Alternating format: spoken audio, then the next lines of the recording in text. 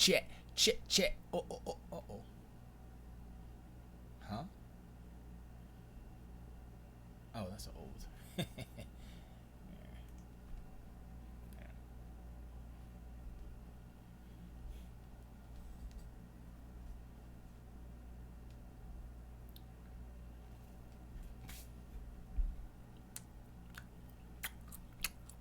Mm. That's good. Oh, I gotta open up the butt. Open up the butt. Sexy, sexy. When you hear that, when you get that notion, is that how it goes? When you get that notion, put your back field in motion. Ha! Doing the butt. Plus ort and stuff. Doing the butt. Damn it. Sexy, sexy. When you get that notion, put your back field in motion. Ow, doing the butt winding. Splacky, splacky. I'll put on a hand me dumb night long. If you doing the butt all night long, doing the butt. Boom, boom, boom, bam it. Sexy, sexy. When you get that notion, I'm messing up. When you get that notion, there it is. Put your back field in motion. How? It's the R9cast. What up, y'all? It's the R9cast, the official blind dish show, Chris show. Super dope show for Reservoir9.com, representing allgames.com. I am Stephen D. Gibson, aka SG, aka Electron Bandit, aka we busting out music, son. We worked on some music, Rocco and Dem today. Yeah, the song is coming along. It's gonna be dope when it come out, boy. But yeah, I like it when we leave the studio happy. Well, I didn't leave the studio, but they left, and everybody was happy, and I was like, yay. If you wanna be part of the conversation, homilation, congratulation, then go to how do you say allgames.com/live. Hit the I ate an almond and it's all up. You know, almonds be just like, hey, it's a tooth. I just spit some almond out too. It's like, anyway, allgames.com/live. Click the Discord button. I think it's blue. And then boom bam, you'll be in the chat. I got the chat up here. I got who's in here? Let me see. Oh man, got a lot of. Wait. I saw a Sonic post. Hold up. Posting is a human right. Man. Oh, whatever. Making Sonic memes. Dumpster fire. I don't know why heck put that. They talk about WWE as they do often in all games chat. Don't worry though. If you go there, it's not all that. It's mostly that. It's a lot of that, but it's not all that. So you can go there and be like, oh snap. Tyclaw needs to stop posting freaking Linus Tech Tip videos. That's all. That's most of the videos that I see is that. I used to watch him a lot, but I actually don't like him per se. I don't have an issue with him personally. I just don't like him per se. I like the other dude that they hired from. He does I think he does TechLink, and he's got glasses. He's a taller fellow. He's funny. I like him. But Linus is kind of like Merk.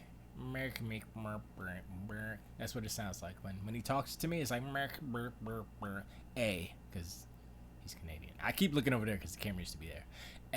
Mortal Kombat. Get over here. Get over here. Anyway, yeah. So yeah, allgames.com/live. Hit the Discord button. You be in the Discord chat and you be talking. Or if you want to see my face, I don't know why you would want to see that. You can go to twitch.tv/R9cast. or mixer.com/SG. That's ESGEE. Yeah. And that's, yeah. Because I am going to be doing some art after I talk shite about Sony. It is my love. It is my life. It is my essence. The reason why I live is to talk shite about Sony. I don't know why I said it like that. I mean, that's not really why, but...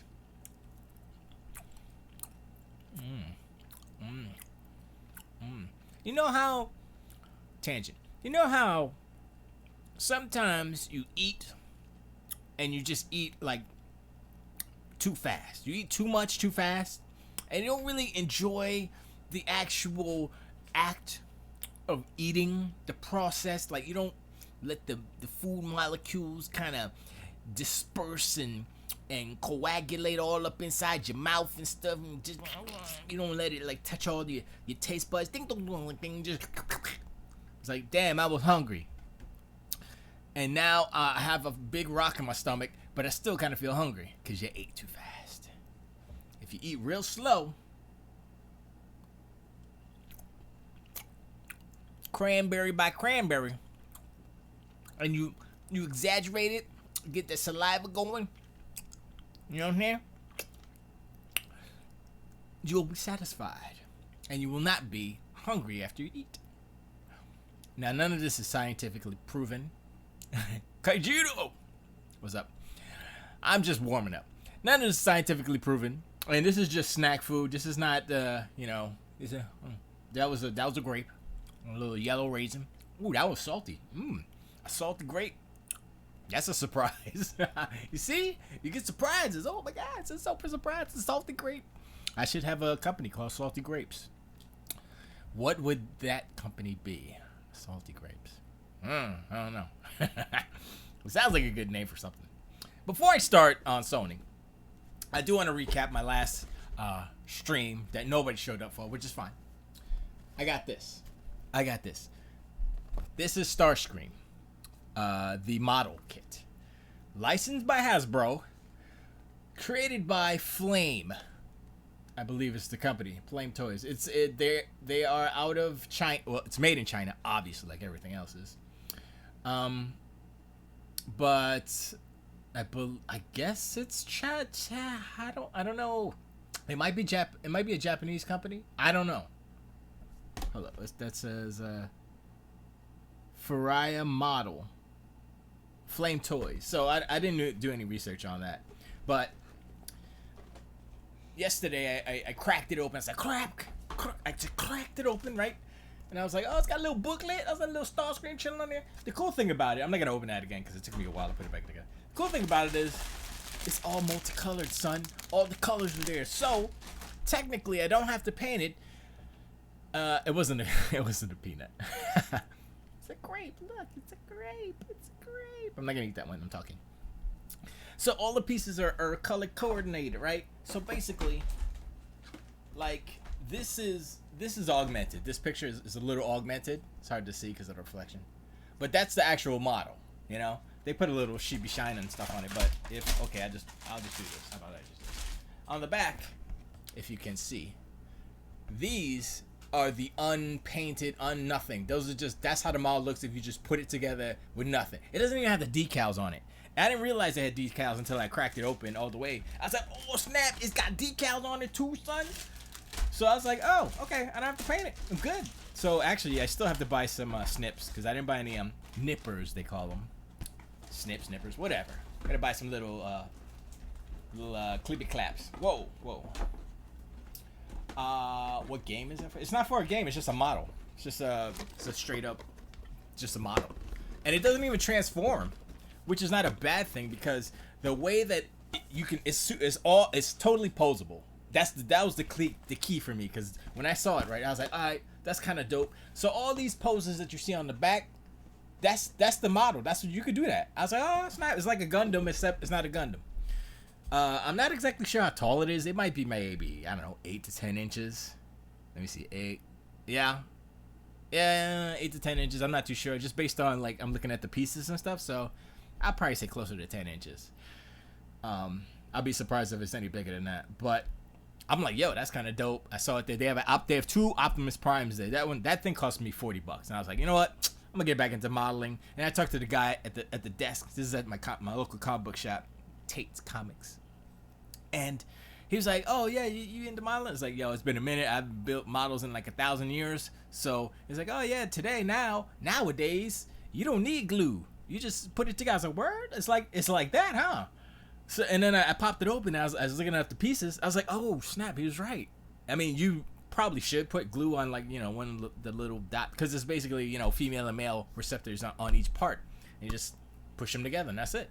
So I was like, I might get some just like rubber cement or something that's not permanent, and do it that way to hold it tight. And then if I want to actually disassemble it and paint it in some sort of way, then I could do it down the line. Because there was only one Starscream, and Starscream, as much of a whatchamacallit type of character he is, he's I just liked how he looked, especially in the movie when he got blasted by Galvatron and he crumbled into dust. That pose was dope with the crown. I was like, okay, that's kind of dope. Kaijudo says, if you're gonna paint it, get CAD fail paint. They the peeps that made Special Hulk 4K minus. Some of them don't do glue, but some parts might come off. I have a bunch of 4K and Blood Bowl minis. Oh, minis. I said mine. Sorry, minis. Space Hulk 40K. Okay, I got you. You can snap them. Yeah. Yeah, that's what I figured too. I was like, yeah, they probably fit together, but they'll probably come apart easy. So I was like, if I just use a little bit of just nothing permanent, just like I said, rubber cement that'll kind of hold it, but not, doesn't need to be super. And rubber cement, since it's on plastic, it'll come off. I can clean it off, and it won't damage anything. It won't eat into the plastic if I use this stuff that I bought. Actually, it's called it's a liquid cement for plastic. The testers, the old faithful I used to use back in the day. Although it was in a clear glass jar when I was a kid. It was in the same jars as the paints, but this is a different applicator. So I don't know. And also, I got this, which is Jazz. I bought this years ago. We were at a Sears outlet, and they had a bunch of this crappy little things. Like, oh, look, it's little. Here's the bag. It's one of these. Look, a little transformer in the bag. I'm gonna grab that. Of course, this doesn't transform. It's just a figure, and it's half painted, right? I was like, hold up, it's not even all the way painted. Like, most of it's gray. So I'm like, okay, well, I guess I could finish painting this just for fun, and I guess I'll do that. Jazz is my most favorite Transformer, but out of all of the ones that they actually had in this series, this is series 2, I believe. Let me see. Series 5, my bad. This is Series 5. Oh, it says it right in the back. But actually, the paint job on the figure matches with the picture on here. So I was like, oh. I streamed yesterday, Kaijudo. I usually stream every day, usually, unless I'm sick or if I'm sick, then I'm tired and I usually fall asleep and don't stream. And that happened, I think, once during the week. But I usually Saturdays I'll stream. I'm doing the whatchamacallit, the blender stuff. This stuff here. Oh, you can't see it. Let me put it on the screen. This stuff here. I'm usually doing this. This is the pot I'm using for my other project that I'm gonna have the anime girl in there. I'll pull that up real quick so you can see what I'm talking about, and then you can maybe drop in if you want to see what's going on. This is the old one. Let me see. Put it on the right color. Lights. So basically, this is the last shot of the music video. Jazz is a brother. Yeah, I know Jazz is a brother. But anyway, so this is, like I said, this is not the best, and I'm gonna have to change the camera movement, but and her head looks big there because that's because she's flat and the camera's coming in at an angle, so it's I might have to do some trickery with that, but for now it's all right. And then she wakes up, she goes, there she goes, she's awoke. But yeah, that's what I've been doing on the on that, and I have the other project with the whole station and all that stuff. But anyway, yeah, so I need to I'm gonna work on that a little bit later. I'm gonna work on this model later. The chamber, the sleep chamber. I'm working on that. So that's what I'm gonna do. All right, later. After I talk about Sony. Anything else before I go in? I think I need cranberry. That's nice. She kind of looked like Nicki Minaj. Yeah, I guess. I drew that one first, the animated one first, and then now I'm drawing like still frames of her because she needs to be in pictures in the first part. And I'm trying to make her look similar, but I didn't do a character sheet. So it's a little hard because I'm dumb. I do things backwards and twice and 3 times because I am a noob at all this CG stuff. So, but yeah, I can pull those up real quick so you can see what I'm talking about. Oh no, I clicked the wrong thing. Gosh darn it. Anyway, I'll show you real quick, and then we'll get into the news of late. So, let me close. Oh no, it's probably not open yet. Let me show you. So those are some of the frames. That's the frame. That's the first frame. But I think I'm gonna change this picture. It's not finished yet. I gotta do a background and I gotta do more shading and stuff. And I actually don't like her hair, but whatever. That's just me. But basically, no. Oh, it's not even all the. That's why I'm like, why is it not? So it starts. I think I showed you this before. Looks like a video game. Yeah, I mean it's CG. So basically, you're flying through a nebula, and then it flies through the window, and it shows the picture, and whatchamacallit. And it's in time, like the picture pops in time with the song. So boom, when I gaze into infinity, it pops in right there. But it doesn't work here because the real-time rendering in Eevee slows down the frames per second. So it doesn't quite work here. The song goes faster than the actual images. So I have to finish these 2 pictures. I think actually, let me go back this way. What I'm gonna do is I'm gonna leave this one here. Can you see? Oh, I'm sorry, my bad. I'm dumb. I'm gonna leave this one here, and this one I might finish. I guess I will, but I need to do a new one for this first one here, for the first one that pops in, because I wasn't really happy with that first picture. This one, so I'm gonna redo that, and I gotta put some clothes on her too. But so that was kind of one of the missing pieces that I still need to do. Those pictures need to look really, really good. You know what I mean? So that's one of the things I'm like, I'm kind of working on. So I haven't really worked on the CG stuff too much, besides the sleep chamber tank thing. But anyway, yeah, we'll put that, close that, and then GIMP needs to close. I got all this crap open. All right, back to the grill again. All right. So news. What you been playing, SG? do people still do that? I guess they do, right? What you been playing? What you been watching? I know Cadcast does that, but they have just different names for it. I did start watching. I watched the Kessel Run section of Solo because it's on Netflix. I decided to plop it in there, and I was like, oh, okay. That movie is not great. But I feel that it should be better than it is. Does that make sense? And I know a lot of complaints were about the cinematography and how it was kind of too dark. And I agree with it to an extent, but in actuality, I think that movie was made with HDR in mind, so that the light parts would pop out more, so it would look okay. Like if you have a TV and you don't have HDR and you watch Solo, it's gonna look extra dark. Because actually, I had my TV set to just something else, not like dynamic, like super. I don't even have HDR, but I have a setting on my TV that emulates it, kind of, sort of, maybe, not quite. So it makes it super contrasty, right? So I turned that on. I was like, oh, this is what I'm supposed to be watching it on. That's why. So but that's just that movie in particular. But like the Kessel Run part, I was like, I think one of the problems with the Kessel Run part, real quick, before I get into Sony, is that they used a lot of the Empire Strikes Back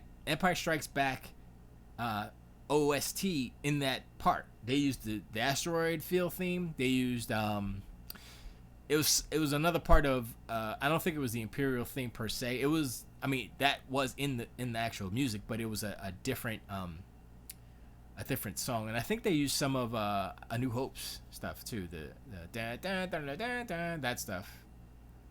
I think they did, like when he was doing the trench run. I think there's some of that in there too, and I was like, and it kind of took me out because when you're playing that music, nostalgia, click click, I go back to Empire Strikes Back. I'm not watching Solo anymore. I'm watching Empire Strikes Back. So I think it did the movie a disservice to actually, they literally ripped like 4 bars out of that, straight away, like exactly. Like, I think they just took the music and put it in there, and and Michael Giacchino didn't actually do a new part. And I was like, I was kind of, but I still like Ron Howard. I think it would do a really good Willow 2, Super Willow, whatever it's called. I don't care. I think he should do another Willow with Lucasfilm, minus George Lucas. And we'll see. I don't know. I'm hyped for The Rise of Skywalker. Yeah, that's what it's called. But whatever. Kajus says, I've been playing Rocket League, NBA, Fire, Pro Wrestling, Freedom Force, Game of Thrones. What is that, a card game? What's game? I know Game of Thrones had a Telltale game, but I never played. I played the demo. I was like, I don't care. I haven't played Rocket. I played a game or two of Rocket League, but I did not play enough. NBA, nope. Not Fire Pro Wrestling, nope. Freedom Force, I don't even know what that is. What's the last game I played? I finished Shadow of the Tomb Raider.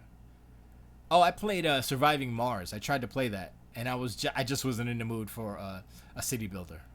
But it seems like, oh, okay, you put this, and then you put your rocket, then you get the cement factory, and then you get the power grid going, and I was like, oh, okay, and then you get the pipes and the water reclamation, and I was like, oh, okay, yeah, it makes sense. But I was not in the mood. I said, I can't do this right now. Google OT. Oh, Game of Thrones has a cool game called Winter is Coming. Google of Thrones. Game of Thrones. Game of Thrones. That's a new one. That's what they're gonna call the pre-sequels. The prequels. Why did I say pre-sequels? Because it's Borderlands, I think. So yeah, I played Surviving Mars. Seems like a good building. I think the cool thing about Surviving Mars is that it seems like when you zoom out, like it's it's a grid, right? But when you zoom out, it's like, and I was like, yo, this is like super huge. So it's like what you can build is like, I don't know if it's any bigger than like City Skylines or anything like that, but it feels like it's bigger than those other games. Maybe it might just be me. Freedom Force Superhero RTS. With the mods you can have all the adventures and stuff. Oh, cool. Cool. Yeah. The only RTS I got into back in the day was Herzog Zwei. I used to call it Herzog Zwei because I'm not German, but I guess it's Herzog Zwei. And that's the only. And then I tried to play not Mecha Assault. The new one that was on I think it was on Steam, and was it on Steam? I think it was on Steam. I think it was on Xbox as well. I'm not sure. And it's basically Herzog Zwei is that better, but it doesn't have that music though. It didn't have the music is one of the things that made me like that game. Because I'll be into the music and then we're doing there, and I'll be like, oh, let me, the music's motivating me to play the game. I don't know, that's kind of weird, but that's what happened with that. So any Technosoft. That's why I'm kind of happy for Sega, because they got the Technosoft. They bought Technosoft. They bought everything Technosoft, so they have all those licenses. So I'm like, cool. So all the Thunder Force, Lightning Force, all that stuff. That's why it's Thunder Force. Is it 4? 3 or 4? I think it's 4. Is on the Sega Mega, the Mini, Sega Genesis Mini that they're putting out, because they own it now, so they can put that stuff on there. So I'm like, cool. All right, so let's talk. Wait, did I say besides those 2 games that I played? I've been watching a lot of Netflix. Let's talk about that. What you been watching? Let's talk about what you been watching. I've been watching with Bridget. I've been watching Dragon Pilot. I'm I like Dragon Pilot. Dragon Pilot is like a real goofy, lighthearted.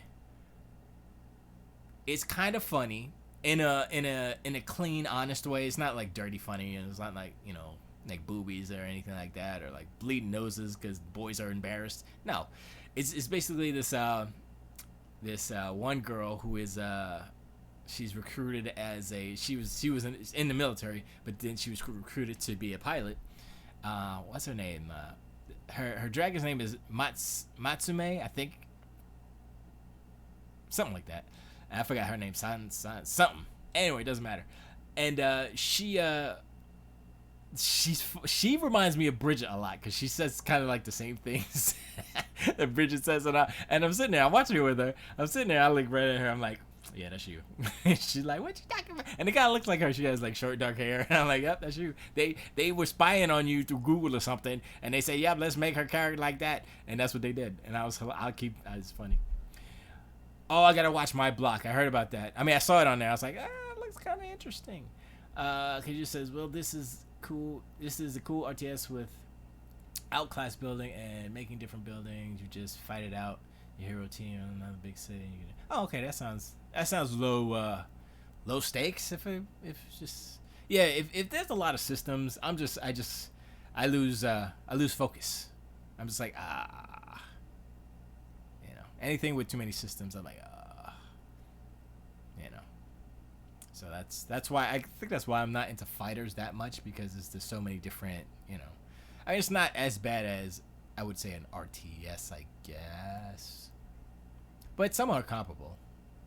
So, but I'll upon your recommendation, I will watch My Block, because I saw it in the list. I was like, My Block, I'm gonna check that out. We also saw we watched that Spike Lee joint. It wasn't he produced it. He didn't watch it. It's called See You Tomorrow.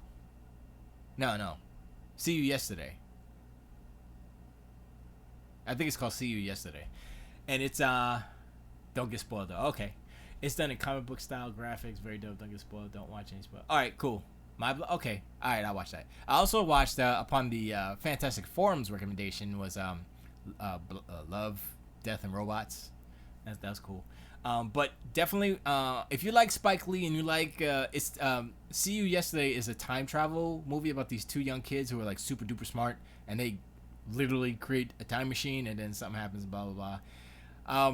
And it's after watching the Avengers, and then seeing how the Avengers dealt with time travel, right, and then seeing how this movie deals with time travel. I'm like, I'm torn. I'm like, okay, which one can I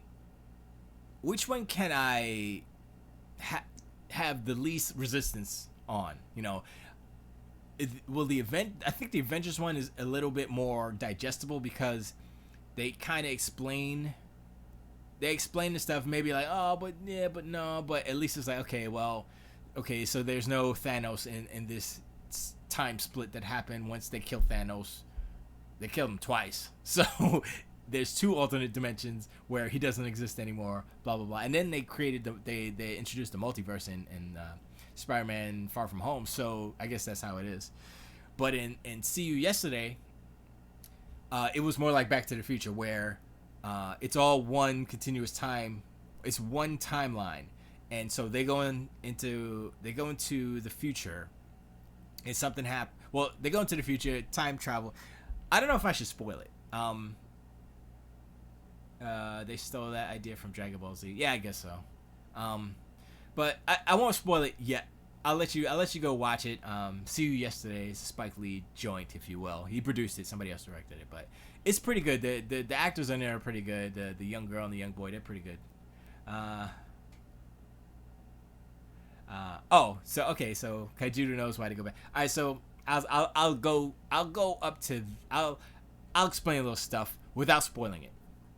So ultimately, the young girl, CJ, Claudette, I believe her name is, she and her friend, whatchamacallit, let me put my thing in chat, because Tiger Claude didn't do it, so I gotta pimp myself. But she goes back in time with her friend, and they make it happen, right? And whatchamacallit, her brother uh, ends up getting shot by the cops, of course, because that's what Spike Lee do. Political commentaries and the Brad brothers against the, I guess the dude who shot him wasn't. He looked like he was mixed. He didn't look like he was white. Oh wait, they actually didn't show who actually shot him, which is good. But there was a white cop there, and there was another cop that looked like a little mixed, like maybe Spanish and white or something like that. Anyway, so he gets shot, and then she figures, oh, I can go back in time and save my brother. And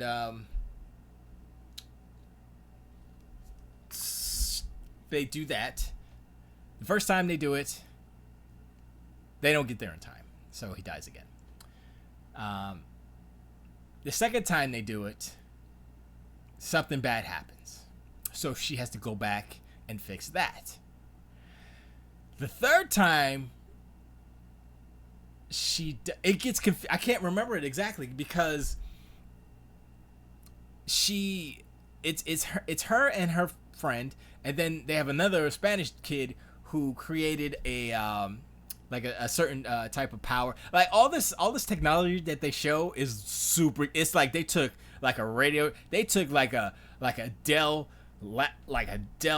old CPU, like a not a CPU but a PCB. You know, like a motherboard, and just spray painted it gold and put some lights on it, and they say, yeah, this is the module for the power amplifier. And I was like, oh my god, this is so bad. But you know, that's the part you gotta look past, like all the little crappy effects that they did, because they're the garage scientists and they're little kids. If you look past that, then you could, you know, it's really about the time travel and the time paradoxes and how that happens, and it's pretty interesting. If Bridget hated the ending, I was like, okay, it kind of sucked, but it's alright, okay. The guy that plays the brother, I seen him as a kid in some movies. I know I seen him before too. He looks super familiar. I don't remember. Let me see if I can look him up real quick.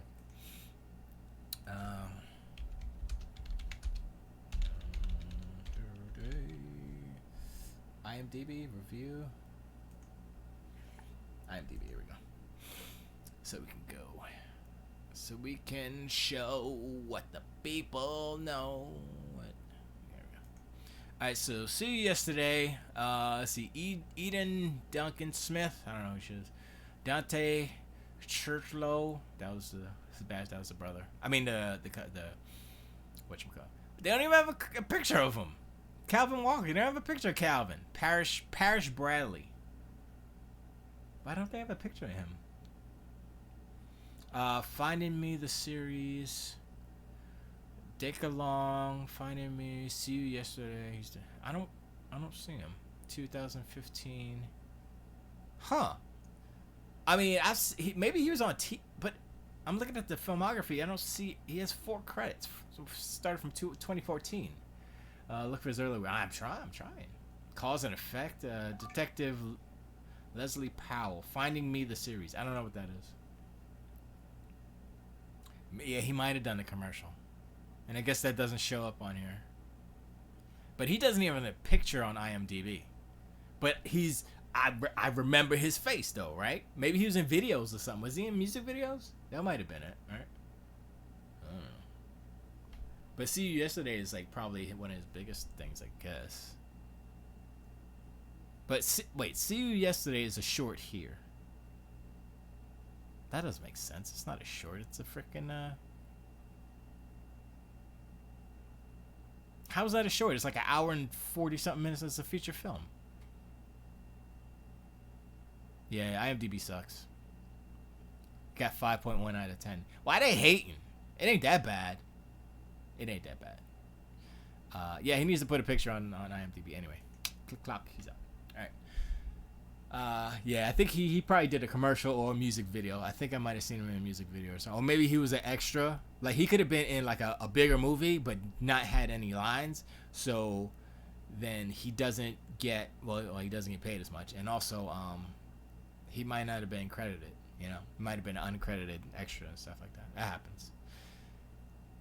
Or maybe, I mean, he does. Anyway, it doesn't matter. So, I watched that. That and then Dragon Pilot. Watch Dragon Pilot if you want something lighthearted and just watch that. What else was I watching besides Solo? Oh, I watched the second and third. Well, not third season, but the second and the third season episode thingy of Big Mouth. Dude, Big Mouth. The first season I was watching, I was like, "This is a crazy show. I can't believe they got this is the show. This is the best show ever." It's animated, and I was like, it's basically rated R Family Guy, but with teenagers going through puberty, and hormone monsters and all that stuff, monstresses, and I was like, okay, this is cool. And then season 2 came out, and I was like, oh my god, this is even worse. And when I say worse, I mean better. More graphic, if you will. Nudity, lots of nudity. I was like, this is ridiculous. They show animated bush, animated penises, breasticles. I was like, this is ridiculous. It's cartoony, it's funny. I was like, okay, this is a little ridiculous. Like, so yeah, Big Mouth is a good show. I mean, it's shocking like that, but that's not why it's a good show. It's a good show because it's funny. It's written like really well, and the jokes are.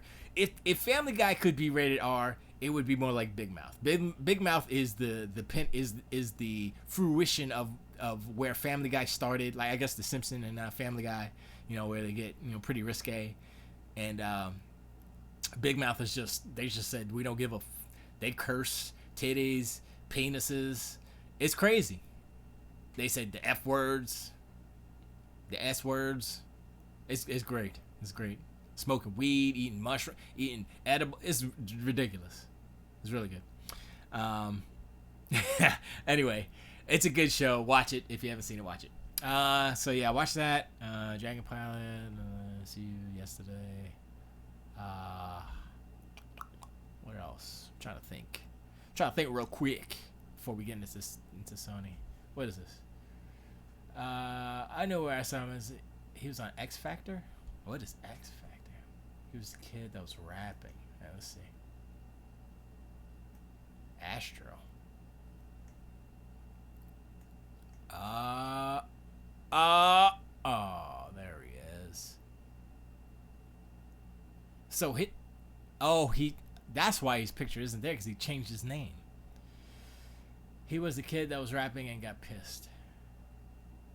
Astro. Dang, he was in mad movies. Dang, look at this. Alright, so this is why when you change your name, it's bad. Astro was born as Brian Bradley. He is an actor known for Welcome on Tombstone. But wait, now his name is not. It's not. Oh, is it Brian Bradley? I think it was. I'm thinking about Calvin Walker's his name. Yep, that's him. Yeah, he was in a lot of little movies. I think I guess they need to he needs to probably update his other one with all this information. Cause Astro, the hell is that? He was trying to be a rapper, I guess. Starting on X Factor. Well, whatever. Is he gonna do the thing where The Rock was The Rock and then he was Dwayne The Rock Johnson? So he should be Brian Astro Bradley. It doesn't sound right, but yeah, right? Does that make sense? Huh. So let me see. You say he was an X Factor. Image Awards, Made in Hollywood, Wendy Williams Show, Person of Interest. I think I saw him in Person of Interest. I'm pretty sure I did because I saw most of that show. Earth to Echo. I never saw that, but I should have because I was like, oh man, I want to see that. A Welcome on the Tombstone, Right Band Society, Billy Lynn's Long Halftime Walk. I don't know what that is. What is that? Bull? He was in Bull? Oh, that's where I probably saw him. Because I watch Bull a lot. Yeah, I probably saw him in there. Forfeiture. Huh. See you yesterday. Alright, cool. Thanks. Well, you need to get right. So that's 2 kids from X Factor that became actors. Yeah, yeah. I mean, there's a lot of like not just X Factor. What was her name? She was from was she from American Idol? The McPhee chick that was in Scorpion, right? And she married Foster, David Foster, I think she married. So she got rich. So she's like, I ain't got to work Scorpion this. I ain't got to work no more. She got DF, rich. Yeah, I had a crush on her. Yeah, she's pretty. Know what she reminds me of? What was her name from The Walking Dead? Maggie? Was that her name? She was the Bruce Wayne's moms in Batman. Was it Batman vs Superman? Yeah. Catherine McPhee. Is that the one I'm thinking about? No, Catherine McPhee is David Foster's new wife, but the other chick that's from Scorpion and Batman versus Superman. Is it Batman versus Superman? Did they show? No, that was it was yeah, Batman versus Superman. Where no, that's the girl from Idol. Yeah, no, I know. I'm not talking about her. I know Catherine McPhee is from Idol, and she married David Foster. But I'm talking about the other woman that was Bruce Wayne's mama, and that was in The Walking Dead. Her. Now I gotta look it up. God dog it. See what you made me do, Martha. See what you made, Martha. All right, so I should just do Walking Dead. Let's do that. I can't spell. Well and Dead. Never watched Batman vs Superman. Looks out. It's not that good. IMDb. Oh, Lauren. There it is. Lauren Cohen. I can't even say it. Lauren Cohen. It's Lauren Cohen. She's right here. This is her. Let me pull. Let me switch the thing. This is what she. Wait. This is what she looked like. This is what she. Well, make sure there's no.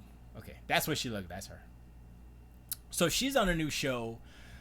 Called. I totally forgot what it's called. But she's on a new show on one of the networks. It's a pretty good show, I guess. But for some reason, she reminded me of Catherine McPhee. But I like her facial features better. I think she has. I think I like her eyes better.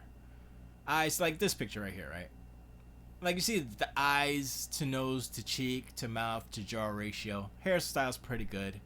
Her proportions are pretty good. But I'm just saying, I just for some reason, that's a little weird. Yeah, that definitely looks Photoshop. Look at that. It's creepy. Yeah, it's just. I think it's because her eyes are a little. I think they might be a little bit bigger, and I think I like the color too. I like the color of her eyes. A little red there. What's up with that pink, yo? What's that? What you been doing? Okay, I'm sorry. All right, that's enough of you. Yes, close them. Anyway.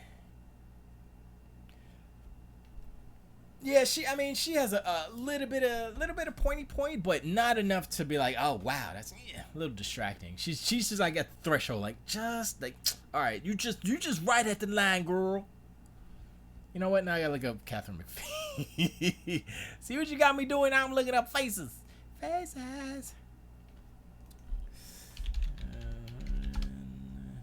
Wow, it didn't come up. There it is. Do. You know what? God dog it. I know you like Catherine McPhee better. Cause she does have a rounder face, a rounder jaw. I do like her jaw better. Her jaw, from her, when I say jaw, not the chin, I'm talking about from the ear to the flat part of the jaw. Let me see. I guess this is a okay shot. So like this part right here, it's not as hard and muscular as other homegirl. But her eyes, she has darker eyes. But I liked and she has plumpier cheeks around her nose. So I would say Kaijudo, you probably like her better. But I like what's the other, what's her name? Cohen? I forgot her name already. I don't know. It's a kind of a toss up now, because they look so similar, right? Try not to get those. That's a pretty good picture. She has. Yeah, I think I like I think I like other girls' arm shape, eye shape. That's okay. I think I like her the other actress's eye shape. I mean, she has a pretty classical, not classical, but you know, eye shape. But I think what's her name? Which I can't remember. Oh wow. There she is. Come on, buddy. Move it. Move it, Lauren Cohen. Jeez. Alright, so let's do this. Stop. Can I okay, I gotta do it like this. Do it like this. Come on, buddy. There we go. This thing is Alright.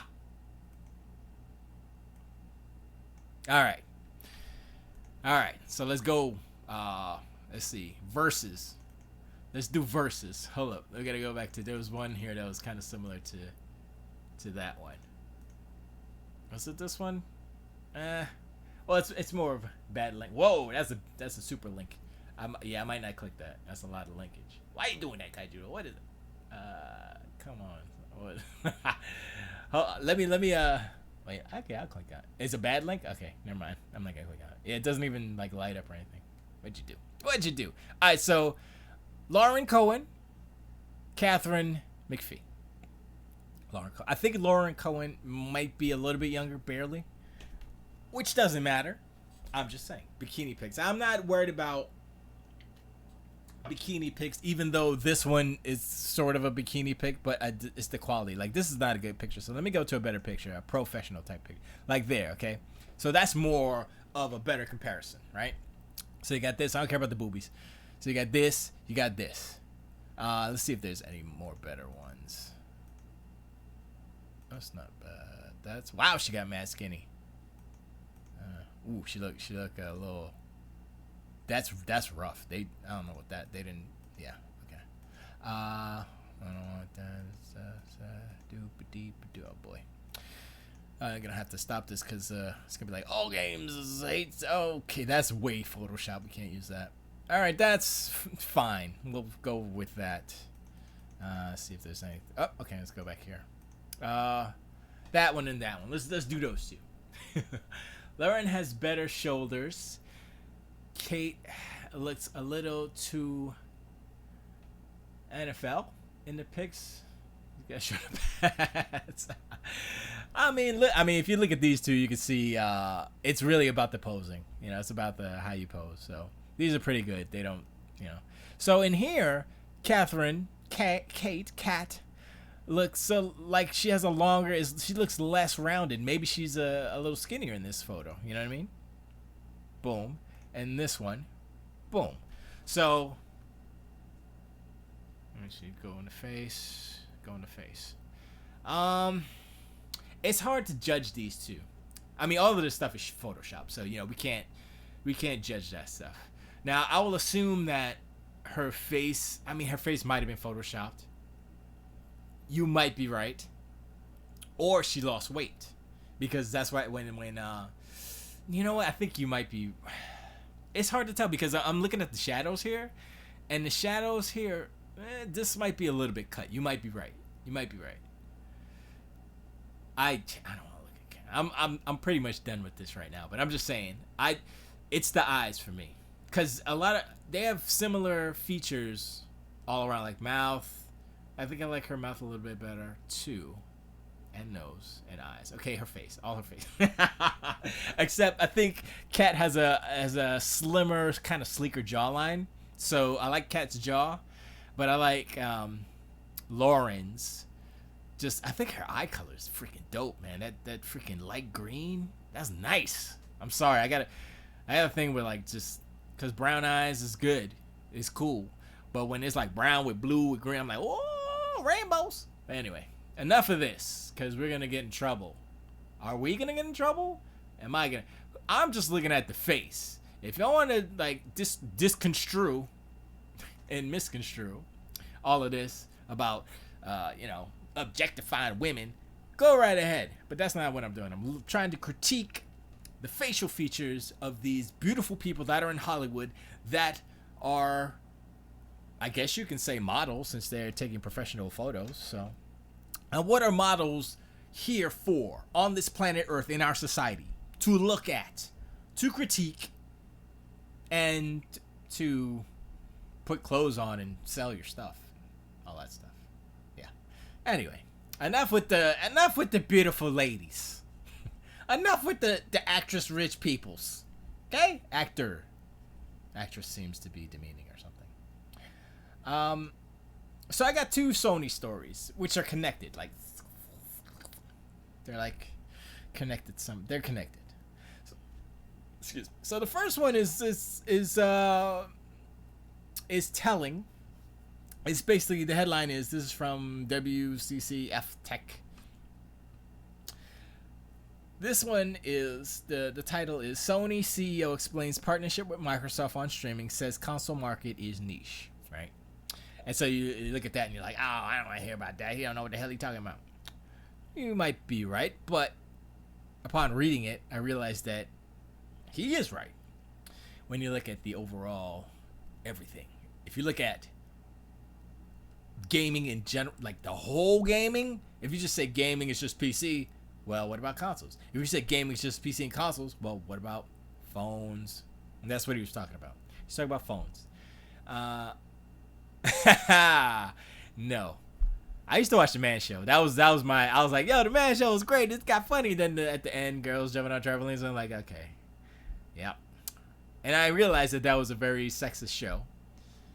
And it was that way on purpose. That's why Jimmy Kimmel and Adam Carolla. That's when it was The Man Show. When Joe Rogan and other dude Stanhope took over, I was like, I don't like the show anymore. I like them as comedians and such, but I didn't like the show after that. Jimmy Kimmel and Carolla were just funny. They were just funny. I think they were funnier, actually. Anyway, so what the Sony CEO, his name is Kenichiro Yoshida, Keiji says, this marriage with Sony and Microsoft can be the end of gaming as I know and love it, so I'm out. I don't like cloud AI. When I buy a game, I don't want parts of it living on a super server somewhere. Not for me, no matter who invents it. I think it's just the streaming stuff, really. I don't think that the other stuff is gonna go away. I think it's gonna be less physical discs, but it'll definitely be download stuff. Because Game Pass is just like, shoot, I haven't bought a game in so long because I'm like, Game Pass. Any new game that's coming out from Microsoft, Game Pass. You know what I mean? So I'm like, and if it's a game that I'm like, yo, I have to get this game for real for the collection or whatever, but it's still a pain in the butt because you got to put it in every time you want to play. But with Game Pass, or if you just download it, it's there. You just boop, boop, boop, done. So, you know, I mean, I am sort of a collector, but I'll only collect things that are like, okay, I need to have this for real, just for like sentimental value purpose. Like if they came up with a Yu Suzuki collection, right, on Xbox, right? Yu Suzuki collection got Power Drift, Galaxy Force 2, Afterburner, Outrun, Super Outrun. I don't know if Yu Suzuki did that one. I don't think he did.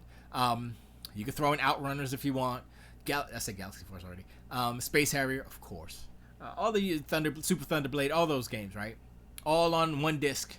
I would buy the physical copy because it's sentimental to me, and I'm like, boom. I don't want to resell it. I'm just like, I want it forever to have it, and it's kind of it's sentimental, and it's kind of a thing that I've been looking at for ever since I became entranced with video games. It's just like if I have enough money in a big enough house, I would go and get a sit down Space Harrier arcade machine, or at least try to build one. That would be interesting, trying to build one. But yeah, I would do that because it just seems like, I mean, it's a fun game. I don't know. It seems a little crazy though. Kaiju says I have 2 games that you play solo, but you have to be online to play. That's dumb. That's one thing I do not agree with. If it's a single player game, why do I need to ping to a server? Stop it. I know it's for piracy, but no. Because if I want to play it and my internet's out or whatever, or your servers are broke, then I can't play my game that I paid for. So, oh hell no.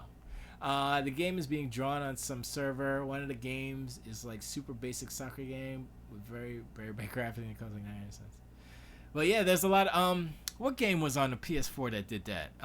It was Gran Turismo Sport. Even though it was multiplayer portion, yeah. But when you're playing the single player campaign stuff, you still have to ping into the server. And like say if you want to do like the delivery and change up your car, you gotta ping, you gotta be connected to. I'm like, what are y'all doing? This is not how you're supposed to do this. You know what I mean? So like Forza Horizon doesn't require, I don't believe it requires internet. I mean, you can't do the internet-y stuff without it, but I think you can play that offline, and it's just fun. It's fun both ways. I prefer it online because you see like the people and you like driving and stuff, and you could challenge them to races and stuff. But anyway, so basically what he was saying is that the cell phone market is the biggest market for gaming, basically.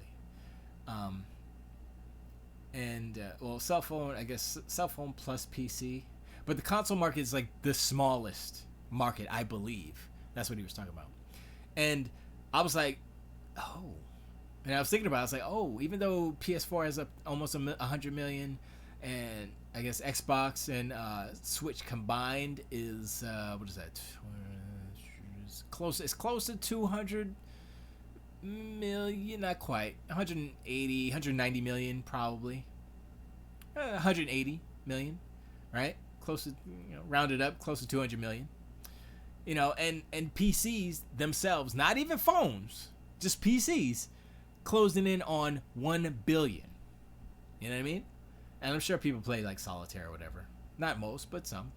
So a portion of that almost billion is games, and that's what he was talking about. And I'm sure a lot of like Sony fanboys are like, oh, but what are you talking about? And didn't even read the article. I mean, I'll read a little bit of it. The CEO Kenichiro Yoshida says, on our collaboration with Microsoft and okay, why am I reading it over there? Come on, buddy, what are you doing? Okay, here we go. On our collaboration with Microsoft and the likely size of it we have in mind at this point in time, in order to have a broader and deeper discussion, we have signed a memorandum of understanding. Over the long term, the cloud and streaming services trend will mature, but it is very difficult to ascertain the timeline. So based on that, it's just like they're kind of using each other, if you want to. I mean, you could say, oh, they're working together, which is yes, but honestly, they're using each other. Sony is using Microsoft's cloud infrastructure to, I would assume, either learn how to do it themselves or just to use it and not have to do it themselves, And in exchange, Microsoft is getting their image sensors, because that's what Sony does, I guess. One of the major things that Sony does is make image censoring for cameras and everything else. So they're going to use that for their AI stuff. So that's a pretty good, I would say that's a pretty good trade-off, if you will. Now, who will benefit from this more? I think Microsoft might, only in that they own the servers and they're using Sony's technology to make their AI and I guess the how the servers work better. Until they can, I guess, maybe they'll reverse engineer some of the sensors. Maybe they'll start doing their own sensors. I don't know. If AMD starts doing sensors, maybe they'll get them from AMD. You never know what's going to happen. But right now, Sony's like the leader in image censoring technology. Let's see. As we, to understand, blah, blah, blah, we should also look into another answer provided by Sony CEO, where he called the console market a niche. As we speak, we provide, as I said, the immersive business and experience is something we would like to continue to place importance on. If you look at the gaming industry as a whole, the console market is not a major market. Rather, it's a niche market, if you will. But for core gamers, immersive experiences are something we would like to value. in this respect, for the time being, the console as something that brings about computing functionality to the users is very important. But on the other hand, technology will progress, and so, as I said today, the Remote Play and PlayStation Now, the streaming services, will be worked on in parallel. That is what we are doing at this moment. Okay. So, yeah. So he's saying it's a niche market, but core gamers are important. Blah, blah, blah. Future video games. I don't think it is. I think this is just one part of it, the streaming stuff. As streaming gets better, I think it'll be better, but I will always prefer native gaming, off the hard drive, because as the hard drives get faster, SSDs and all that stuff, streaming will always be behind. Streaming is like, I compare it to like mechanical hard drives versus SSDs. Streaming to terrestrial gaming, that's what it's going to be, and I'll never want to do streaming. It'll be like, oh, I have no choice, let me stream. At least I have the option, but that's not going to be the first option or first choice of many gamers who like to play.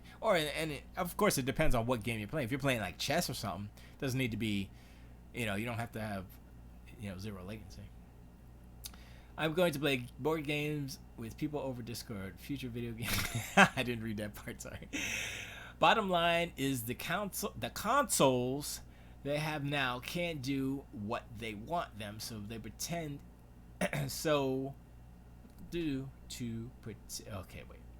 can't do what they want them to do, so to pretend it can, they want you to link into AI clouds and servers and crap.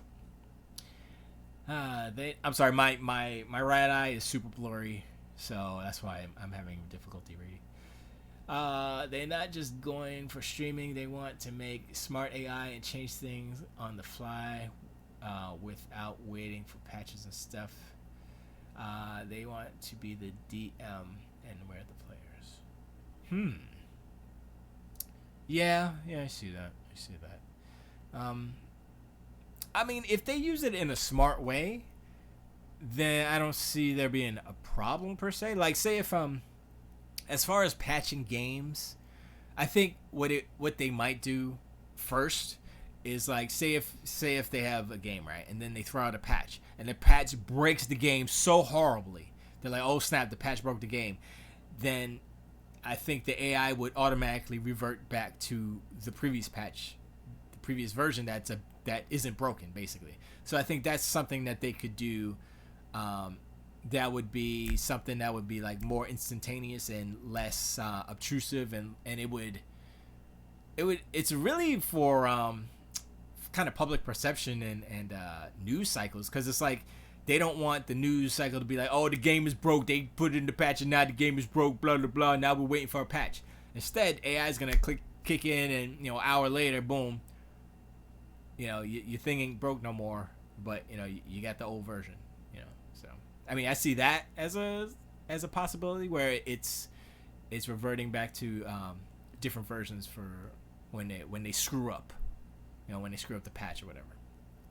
Also, like, say if you have a game where where you said about the DM part, which is cool. So like, say if let's say Cyberpunk 2077, right, comes out, and there's a sort of, I guess they could probably do it this way, like there would be a faction in the game where it's AI, quote unquote, and it can have dynamic missions, basically. So whether it's dynamic dialogue for the characters that you're talking to, or dynamic objectives, or maybe there's a section inside the game that changes as far as the actual geometry, topography, or whatever. I mean, there's different ways that they can do procedurally generated AI stuff, if it makes sense within the world of whatever game we're talking about. So I can see how that could be kind of cool if they don't overdo it, if they don't put everything into it. Yes, because some of it needs to be handcrafted. Sure, an AI can probably write a decent story, but you know, you need that human element to kind of go over it and say, okay, I want it to be this, I want it to be that, you know, to have conscious decisions, not just an algorithm saying, oh, you know, we want it to be evil, then they just go boop boop bleep bloop, evil ending, bloop bloop bloop bloop, good ending. No, screw that, you know. So I think they need to use it wisely, you know. Like if there's procedurally generated enemies, so that when you do a mission and you do the mission over, oh, enemy placement is different, oh, item placement is different. I mean, that's something they could do now, but if they can just hand that off to the AI, then they wouldn't have to really deal with that. It would just be an AI function. Okay, just says, I know we don't own the games technically, we just own the CD hard drive it runs on, but we do really own them and can play them when we want to. No online needed. We can make backup copies to keep it as long as we want if the big chunk is just on a server. Yeah, no, I agree with that. That's why I like physical stuff, and that's why I don't. As long as you keep the license, I guess that's the main thing. It's really about the license to play the game, permission from the owners to play the game, no matter how you play it. And it being on the server is the issue. But that's the problem with stream. Like for the time being, I would assume in our generation, as far as not just console generation, as far as our physical lifetime, I don't think that they're gonna go away from having hard drive. The hard drive is going to be the heart of the consoles, just like computers. You don't have a computer without a hard drive. You don't have a computer that's hooked up to the internet and just streams out stuff. Not a real computer anyway, you know what I mean? Doesn't exist. You know, you need a hard drive to hold your apps, to hold your programs, to hold all your stuff, to hold your files. And that's always going to be constant in consoles as long as we're alive, because it's faster. And if you look at what Sony did, they say, oh, look how fast it is. We put an SSD in the PS5. It's so fast. You can't do that with streaming. Streaming is like the parallel universe. It's like, okay, if streaming takes off, we want to be ready. We don't want to be like, oh snap, you know, how like Netflix took over streaming. You know what I'm saying? Like Blockbuster was like, oh, we're just going to do disc. And then Netflix was like, all right, we're going to do the streaming thing. Netflix still does streaming, but they made a separate company called DVD.com, I believe it's called. It's still Netflix. It's a Netflix company. But if you look at I see the discs all the time in the red envelopes. It says DVD.com. I was like, oh, snap. That's kind of crazy. So they broke it off so that if anything happens with DVD.com, it's not affecting their streaming side, which is smart. But as long as physical, when I say physical, I mean SSDs, HDDs, and discs. But as long as, it's more about the hard drives. But as long as SSDs are the fastest source of data transfer flow within a console, it will never be usurped by anything else. Like streaming, and there's no way that streaming can become faster than an SSD, because it's just distance.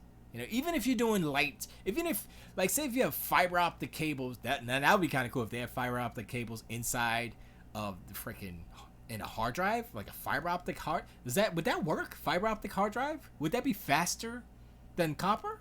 I mean, it should be technically. I mean, that's the only way I could see if you have a fiber connection versus the SSD. No, it still won't be, because the quality would be different. You won't have like 4K 60 frames per second. It's going to be 1080p 60 maybe, or 1080p 30 definitely. So that's where I'm saying it's not feasible, not anytime soon. So don't worry about it right now, Kaiju. Just don't even think about it. You know, that's just something they're trying to do, and whatever. So the second story was about Sony again, and I mean, this was on both sides, on the Sony side and the Microsoft side, but all of the articles, all of them that I have seen, have all been about how Sony's PlayStation team was caught off guard by the Microsoft-Sony partnership. this is telling because Sony is like Sony. This is how important Sony. I believe this is how important Sony believes that PlayStation is important to Sony overall. I don't think they think they do think, yeah, it's important. Yes, that's why they're doing this deal. But it's so not important to them that they wouldn't tell them. They would be like, yo, yeah, you know what? I think they did it. I think Kenichiro Yoshida did it because he's like, yo, I'm the boss. I don't want to hear no lip from you little PlayStation peons over there making games and stuff. I'm over here insurancing. I'm over here making TVs and cameras. I'm just saying that I'm not sure that the uppers at Sony proper, the big Sony, really, I mean, the financials say, oh yeah, PlayStation's making all this money for Sony. I mean, they're making, I don't know, and I've always heard that Sony, like the PlayStation division, is making most of the money for Sony. But when this happens, I'm like, wait, if this is happening, if the uppers at Sony are like, yo, we're gonna do this deal with Microsoft, how does that optically? How does that look? How does that make the PlayStation team feel? It makes them feel like shite. Like, oh snap, we're sleeping with the enemy now. And it was funny. I was like, this is hilarious. So let me read a little bit of this. The announcement about the new collaboration between the two companies came a few days alongside a press release, which detailed the plans of a strategic partnership between Microsoft and Sony. Right? According to a new report from Bloomberg, the PlayStation team was caught off guard by the announcement and worried what it might mean for the future of the next PlayStation console that's in the works. Sources familiar with the matter told Bloomberg that those in the gaming division of Sony were caught off guard by the news, and that the managers had to reassure workers that the next generation console wouldn't be impacted by the collaboration. You know it's bad when the managers got to be like, all right, calm down, everybody. Calm down. God of War is not going to be on the Xbox. Calm down, everybody. Yo. And here's the thing. Xbox boss Phil Spencer has since commented on the partnership between the two and said he was excited about the opportunities it presents. Now, I'm not sure if Satya told Phil. I think he did. I think because Satya Nadella and it's Satya and Phil. You know what I'm saying? As far as the hierarchy, Satya's on top, and then it's Phil, and then there's all the other people in other divisions. Phil is second to Satya, basically, as far as, you know. So I would assume that they're talking about this stuff. So the fact that Microsoft, the Xbox division, the whole family over there, they were talking about this. They knew what was up. They weren't freaking out. It feels like, yeah, man, I can't wait. This is going to be dope. This is going to be great. And everybody at Sony like, oh, no, what's going on? Ah. Oh, man, somebody needs to make a short film about this, for real. Because it's like super drama. It seems like just ripe for just comedy. It's just like everybody freaking out over a Sony, and it feels just like, whatever, man. It would be funny. Not that it's not because Sony's freaking out or it just feels this scenario feels like like the Office, like a episode of The Office happened, and you know Kinko's is coming in to buy the paper company or something, and what's his name? I don't even know the freaking name. The characters in The Office, but it doesn't matter. But everybody's freaking out, and Dwight's there, and he's like and you know. It's crazy. Pam, is it Pam? I don't even know. But yeah, I was like, wow, that's crazy. Next gen consoles. If you're looking for more details on the next gen consoles and on that next gen console that some within the PlayStation team were worried about, you can find those. Oh, okay. No, that's it. That's it. But yeah, that is so. First of all, it's unexpected because it's like how do Sony fanboys kind of spin this so that, oh yeah, and how do they excuse me, how do they kind of prop up and get behind like PlayStation Now, PS Plus. It's everything. It's all PlayStation Online stuff is going to Azure. So it's a PlayStation Plus, PlayStation Now, their movie streaming stuff, music streaming, everything is going on Microsoft servers. So how does that feel as a Sony fan? Like I'm gonna give you an example. Like I'm still a Sega fanboy. Sega fanboy, when they canceled the Dreamcast, my heart was like, it sunk. For real. I was like that. I was so disappointed, sad, more sad. Less disappointment, more sad. Sad and disappointed, but sad. It didn't change the fact that I still love Space Harrier, and that's what made me fall in love with freaking video games in general. But I was like, it kind of cut off the greatness that Sega was. Even though Sega's still around, they're still making good games. But still, it took a little out of it. So, in correlation, in comparison, as a Sega fanboy being disappointed at the death of Sega's consoles, how do Sony fanboys feel about Sony sleeping with the enemy? Sony basically giving up on their streaming technology and say, we can't be just good enough in this realm. We have to be the best. You know what I'm saying? Like I said, the PlayStation 4 Pro it's a good enough machine. It's kind of 4K. Yeah. You know, it's soft. Get soft images. It's good enough. But if they took that good enough approach going forward, they get left in the dust. That's the problem, and that's why they're doing what they're doing. So how do Sony fans, more so fanboys, ponies, how do they cope? How do they accept this new reality that is happening? How do they accept it? There's one way they'll be in denial. That's one way. They'll say, well, this is just a memorandum of understanding. It's not super set in stone. It doesn't mean that Sony's going to use it forever and ever. Maybe they'll just use it and then steal it and then make their own, blah, blah, blah. I'm like, yeah, you might be right. Also, I don't know if Sony would be willing to put in as much money that you need to do what Microsoft has been building this since, was it 2013? I think it was 2013. So it's coming up on 7 years they built these server farms and all these freaking servers, and now they're doing the xCloud where they're putting Xbox One S's inside of the server rack so they can easily stream the games. And that's smart because you don't need to have a super beefy machine to stream it out, because when you stream it out, you're not going to have the quality anyway. You're going to lose quality. You know, you're not going to have 4K streams coming out of these machines, coming out of the servers. It's always going to be 1080p. That's it. You probably might be able to get 60 frames per second, but 1080p, that's all you're going to get.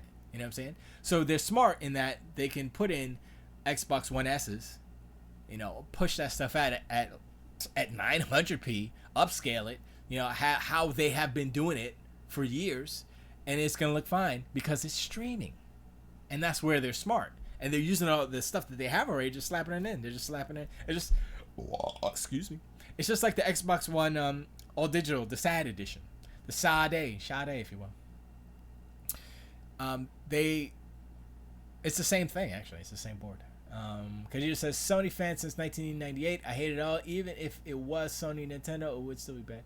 That was a whole. That's one thing. I'm glad you mentioned that. That's one thing that might happen. Where, I mean, I don't see how it could happen unless Microsoft screws over Sony in some way. But I mean, you know, you guys know, especially you, because you know that Nintendo screwed over Sony back in the day, and that's why the PlayStation was born, because the Nintendo PlayStation was an add-on for the Super Nintendo, I believe. And And then Nintendo was gonna go with Sony, and then last minute, I think it was the day of E3 or whatever, they were out there, and they were pimping Philips instead of Sony. And they were like, Sony was like, "Yo, what the hell is this?" And so Sony was like, "Screw you, Nintendo," and they made PlayStation. And so, if you hate Sony, I mean, I don't hate Sony, but if you hate Sony, blame Nintendo, because Nintendo is literally the direct correlation between the PlayStation existing and is Nintendo. Nintendo caused the PlayStation to exist, so it's Nintendo's fault. Anyway, but would that happen in this? I don't think so, because this is just a memorandum of understanding, right? So, I mean, they're sharing technologies basically. So, Microsoft is sharing their server technology, and Sony is sharing their sensor technology, right? So, here's what could happen. Microsoft could, I mean, they could try to make their own sensors, but they would still have to pay patents to Sony, because I would assume Sony has patents on all that stuff. So, in one way, they could save some money on materials, but they still have to pay Sony a cut, for the patents and stuff. Wait, I just totally lost my train of thought. So, on the other side, it goes both ways. Like, if Sony tries to emulate what Microsoft is doing with their server farms, I'm sure Microsoft has patents on all that stuff. It's technology. So Sony would have to pay Microsoft for that as well, and they would have to pay way more to build the farms. And if Sony was in for the streaming for real for the long term, they would be building server farms. As I understand it, they were using Amazon servers, the AWS. Is it Amazon Worldwide Servers or something like that? I can't remember what it stands for, but yeah, they were using Amazon servers, and so basically they're just switching from Amazon to Azure. Yeah, so I mean, honestly, in the long run, I don't think this is going to. It's not really going to affect. It'll affect PlayStation positively, because they'll have I believe a stronger server infrastructure, more servers, and I think their latency will be lower and their performance will be better as far as streaming and servers and stuff. As far as Gaikai using Azure, I don't know how that's gonna work out. I mean, I guess they would just switch everything over, and it should work better. Well, see, I don't know. I mean, I guess it's whatever the deal is between them. Like, if Sony pays for, I guess, a certain amount of bandwidth, I don't know how that stuff works as far as I'm concerned. So, I mean, as far as I don't know how that stuff works. So I don't know if they have to pay a certain amount to get the fastest, like Microsoft level speed. Are they willing to do that? I would assume that they wouldn't do that. They would probably, try to keep it economical, which is, business wise, is smart. Kaiji says, I'm putting all my old video games consoles together to make a time machine so I can go back in time and fix this cluster F coming to gaming. And he also says, Sony wants to pay the least amount of money to make the most. Oh yeah. That's. I think that's one of the flaws of, like, the Sony philosophy.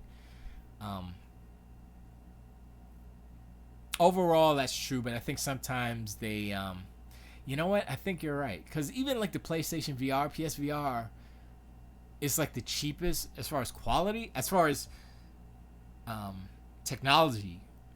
It's the cheapest one, like, lowest resolution, all that stuff. But not the architectural design, wow, why can't I think about the I can't remember the words, but anyway, the design of it, how it fits, the ergonomics of it, is quality. But that's design, that's not, I mean, that's part of it, and that's where Sony shines, because they've been making stuff for years, and that's where Oculus and all these other guys fail, because they don't know what the hell they're doing as far as the physical ergonomics of it. And that's the one thing that's the best part about the PSVR, is that the ergonomics is the best. It's the best feeling. I think it's the lightest. I'm not too sure. And so the rumors about the new PSVR version 2 is that it's going to be wireless, high resolution. Did it say lower latency? I don't remember. But everything that I've seen about like the PSVR, the new PSVR, and the PlayStation 5, there, of course, there've been no prices, obviously, because it hasn't been announced yet. But all the stuff that they're talking about, SSDs and all this blah blah blah, blah, right? Zen 2, blah blah blah. Everyone that has reported on this, like, you know, all the sites and outlets, or whoever has commented on the actual price of it, is saying that it's gonna be very expensive. Now, Sony could do a thing where they eat some of the cost to make it cheaper, but that's a losing move. They don't need to do that because they're in the lead. But if their competition comes out with something cheaper, which they will, because Microsoft is putting out 2 SKUs, a cheaper, less powerful version, and the super powerful version, you know, then this is what will happen. The cheaper Xbox, that's more powerful than the PlayStation 4 Pro and all that stuff, will be the good enough machine. It'll be good enough because the price will be, you know, hundreds of dollars, at least $100 cheaper than the PlayStation 5. So, once again, the roles will reverse. This is just me speculating, but I'm assuming that they're pricing it so that it is cheaper than their Anaconda, whatever they're calling it, right? So I would assume that it would be $100 price difference. Now, based off of the Xbox One S all digital edition console, and that's $250, but it's really $199 with 3 games.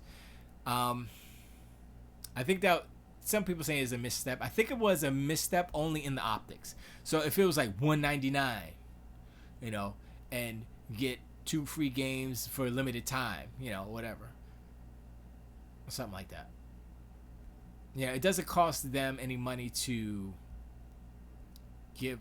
I mean, it does. They losing money on the actual game, but if they put out a game like, if they give a game like, well, Forza actually is a good game. Forza 4. I think Forza 4. No, it was Forza 3 that they gave, which is good though. I think that tangent. I think they're going to do another Hot Wheels thing for Forza 4. That they did the same thing they did for Forza 3. If they're doing a Hot Wheels add-on for Forza 4, buying it day one. Yo, that's the best thing they ever did. Racing game wise, the Hot Wheels edition for Forza Horizon 3 was so dope. So if they do it for 4, it's gonna be dope. But that'd be a good game to pack in free. They do pack in free now. But if the console was $199 and they packed in Forza Horizon, what they have? Forza Horizon, Gears, and Minecraft, Forza Horizon, and something else. I don't remember what that third game is. It might have been Gears 4. But honestly, if it was just $50, if it was $199 with those 3 games, boom, that's a no-brainer. People wouldn't be saying, "Oh, it's too expensive." I'd be like, "Yo, you get 3 games with it." If they had no games with it, $149. Of course, that's not feasible, but I don't think it is, because I think it costs more to produce the system.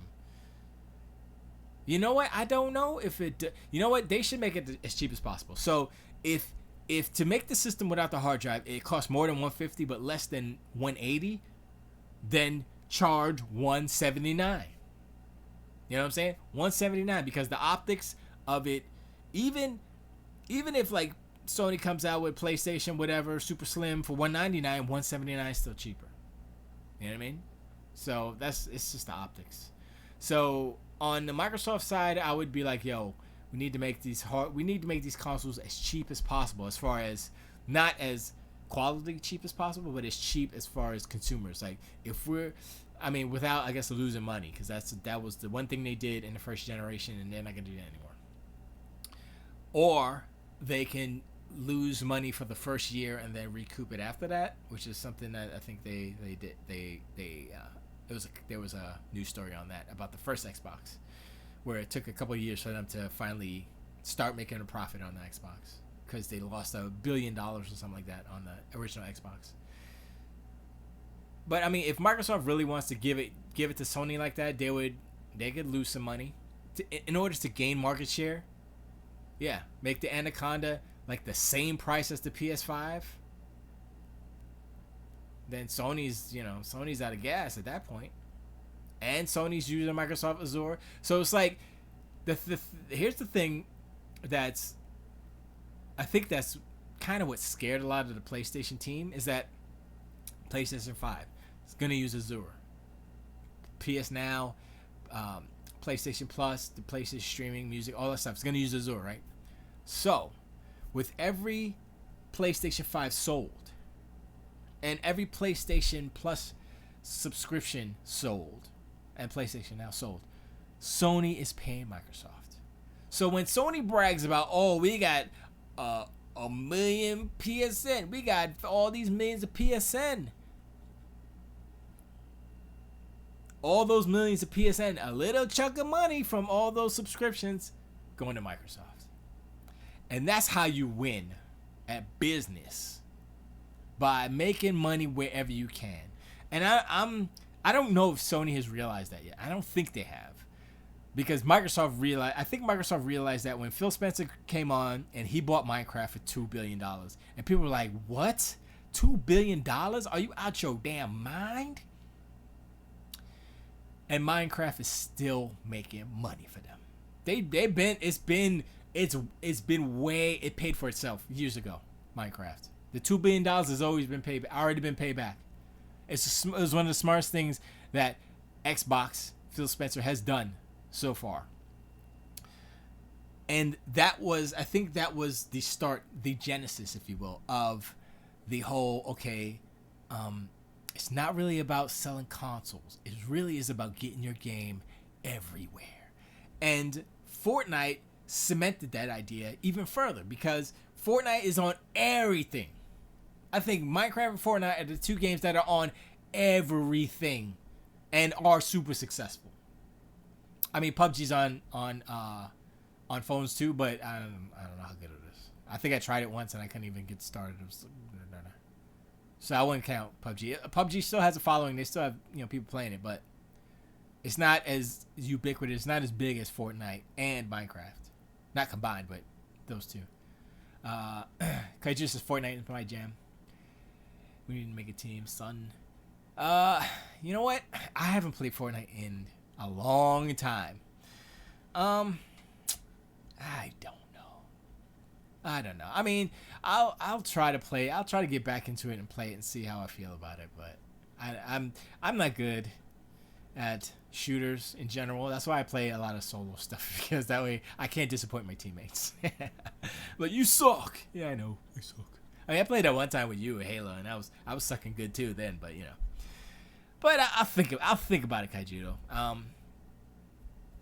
Oh, okay. You're not good. Let me sharpen up on my skills, and then I'll see about it. Cause I got you on my friends list, so I'll see about it. But do you play any Apex Legends? I suck at all my games. I suck at all my games. If you play Apex, I might play some of that too, because I was playing that. I was bad at Apex Legends too, but I was having fun. I was like, oh, Apex is kind of dope. You know what's cool about Apex? When you drop out of your ship and the music is like dun, dun, dun, dun, dun, dun, you're like whoosh, and you're flying down. And I'm like, oh, that's so epic. So that was kind of cool. I like Apex in a little bit like that. All right, so let's close these windows. But yeah, that's kind of what's popping as far as what was kind of going on with Sony and the Microsoft. I can't even talk. Sony and Microsoft and that whole thing, and how I mean the question is, how will it affect? How will it affect next gen? As far as PS5 and Xbox, Anaconda Scarlet, and like I said, I think it's going to make it's going to improve performance on the PlayStation side, and I think the thing I was thinking about this. The UI on the Xbox is faster than it's ever been, but it's still a little clunky. Well, I mean, that's what people say, it's clunky, right?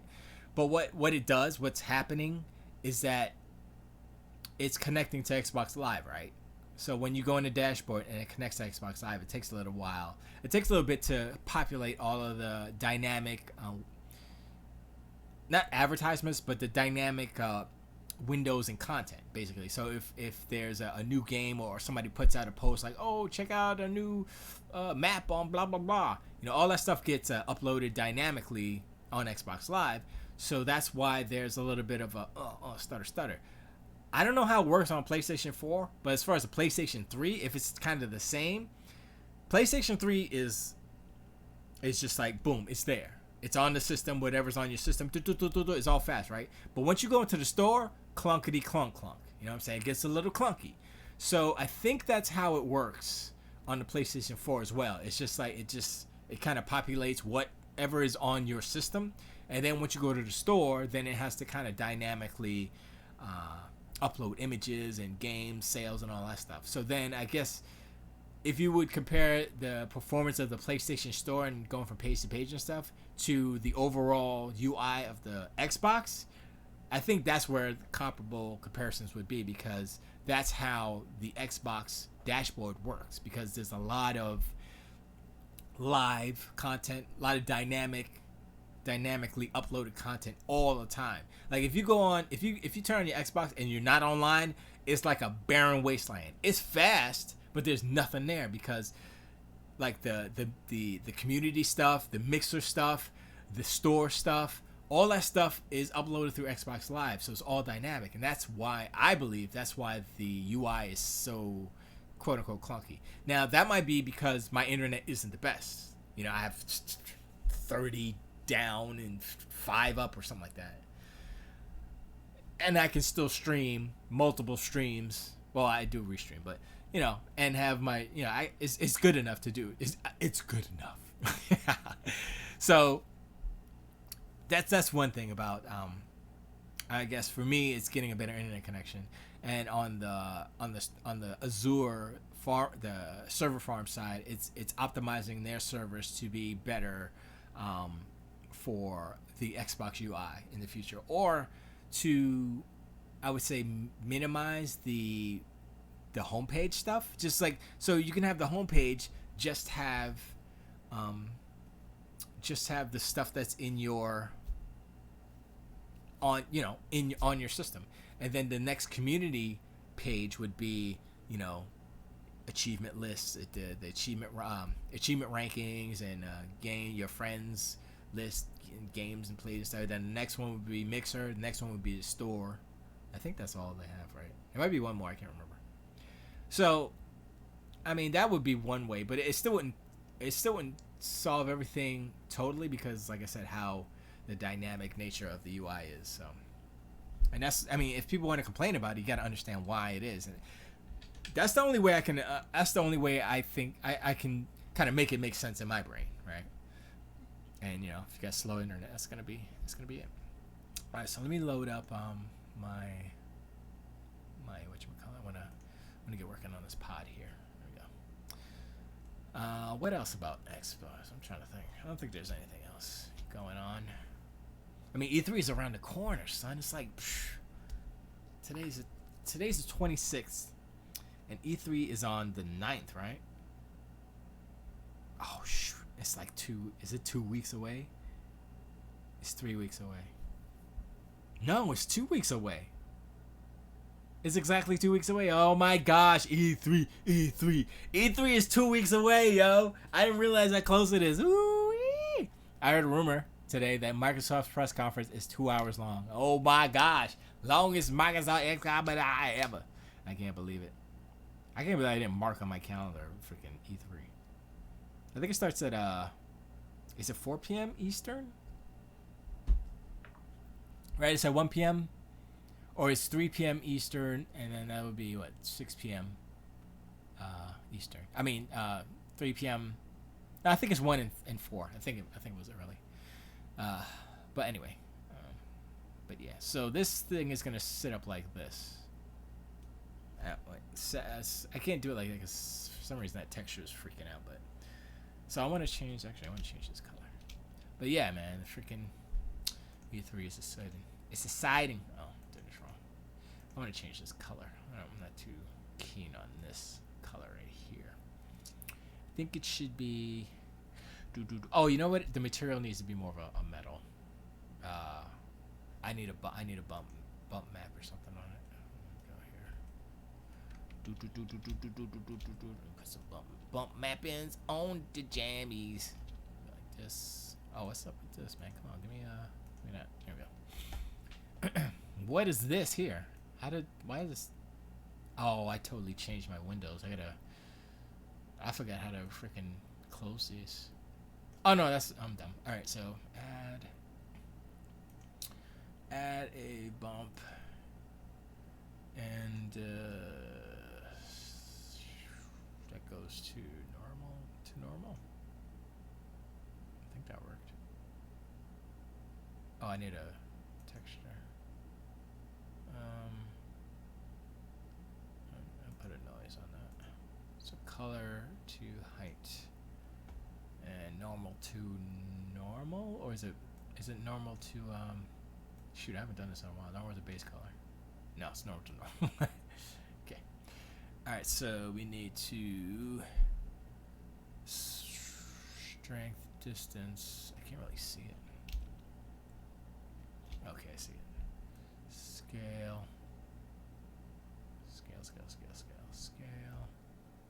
Do 500.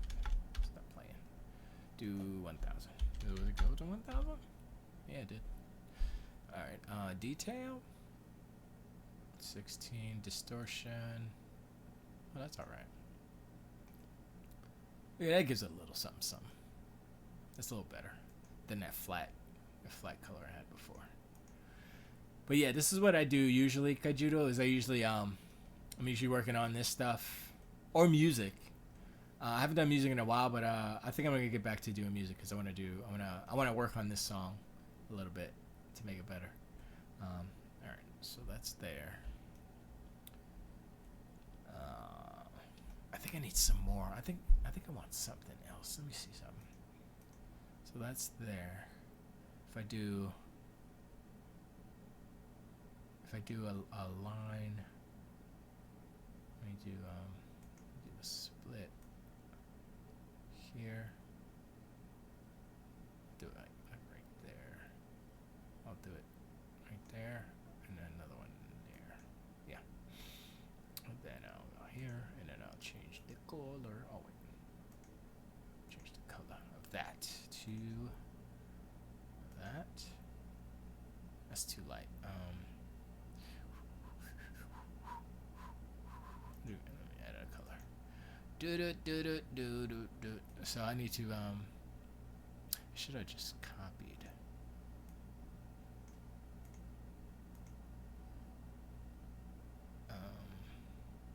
Hold on, let me go here. Select.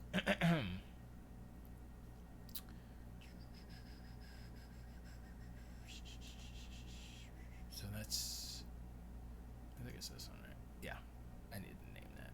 That's rough metal. So I wanna shoot. I don't want to do that. All right, so I'll just do it here because I have no patience for the. Oh no, I can't do it. That's not the right one. Wait a second.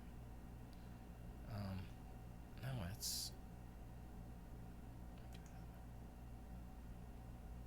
Wait, why can't it? Okay, wait. Oh, okay. 4. I'll do 10. I'll do 10. So we'll do that one, and we'll do the same.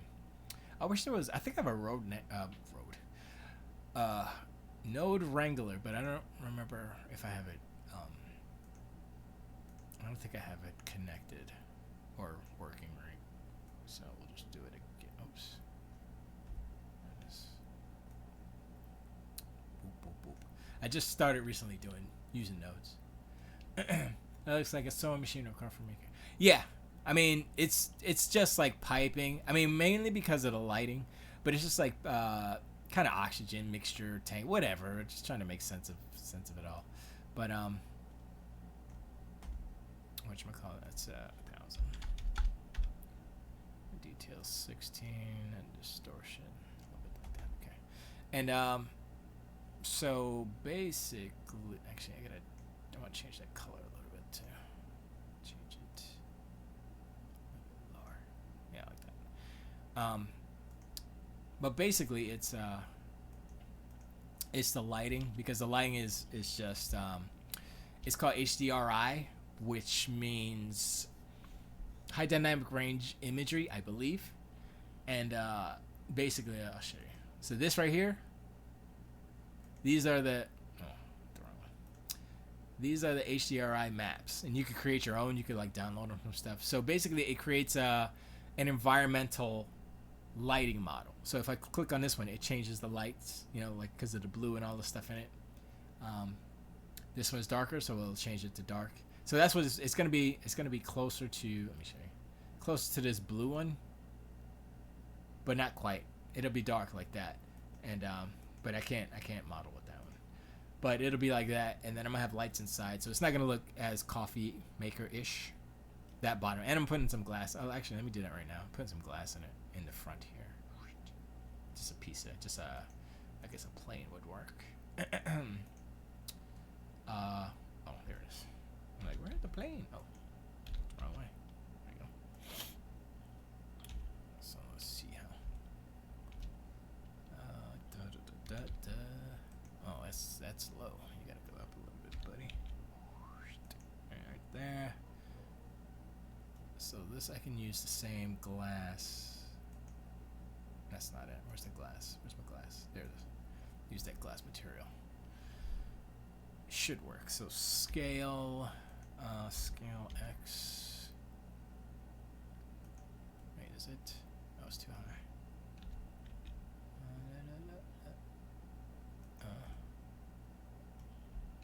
GX, is it? It's not quite big enough.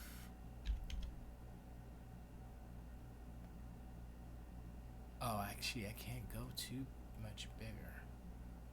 So I have to go down a little bit. So scale Y. So it'll cover everything. And the reason why I'm doing this is because when I go to, when I render it, it'll reflect everything in the room. So all the stuff, all of the, because I have subsurface scattering on it, so it should reflect. It's not doing it here because there's nothing in this space. But is that sticking out? That's not sticking out. Okay, good. Yeah, that's good. Oh, that is sticking out. Oh man, I gotta make these smaller then. Think.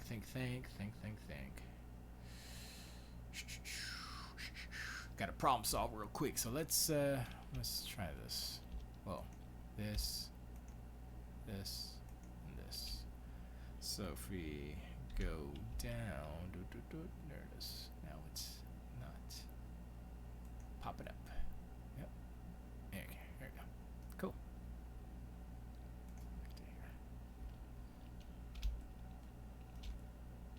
So yeah, the camera's gonna come straight ahead like that. So that's pretty good. Yeah, this doesn't need to. I need to put some lights and stuff in it, so it'll kind of light up. I might change the color of the inside of that, but for now I'm not messing with it. I gotta put some detail in on the sides and stuff, like little grooves and little panels and stuff, make it look cool. But actually, I'll do some here, but I need to have a readout in the front here because it's gonna be a visual indicator of something that's going on in the actual tank. So okay, you're in my way right here. Get out of there. All right, so this, no, this. Okay, yeah, that's right. All right, so I have to figure this out. Trying to see. I'm gonna probably use a separate object for the color change, because I haven't figured out, if at all possible, how to change the material, to how to animate material colors. I haven't figured it out. There might be a way to do it, but I don't know how to do it. So what I just do is use objects, and I move them in and out so that they look like it's something lighting up, but it's not. But I still need to put something here as like, so I guess this will be the light up section, and this will be like a bleep, bleep, bleep. What's that called? A pulse monitor, pulse monitor. But I'm probably gonna have to do that on a separate. I'm gonna have to do that on a separate animation. It just has to do the same thing, like boom, boom, boom, and then the thing will change color. Like bing. It'll be red. And it'll go beep. No, it'll be red. I have to figure this out, cause the camera's gonna move past this point. How am I gonna do this? See, if our head is here, then I can include it. Like if our shoulders are just right here, and our head is here, then I can include this into the shot pretty close to the end. That might work. Yeah, that might work. But then there's gonna be a lot of space up here, because if our head's like right here, and our shoulders. Actually, you know what? It'll work, because I'll zoom in. I'll zoom in on this control panel, and then I'll, just as it's about to, when it turns green, I'll pan it up like that, and then in. I think that'll work. And I have to do some sound effect Foley stuff so that I'll make it work better. So let's do some lights real quick. Before I do that display, I want to do some lights, because I'm not too sure about. I want to do the lights. I want to have this whole thing lit up, so I don't have to do it in the other. So spotlight or point? I think a point light might be. Oh, is that it? Yeah, I guess that's it. Wait, is that the? Huh. Okay.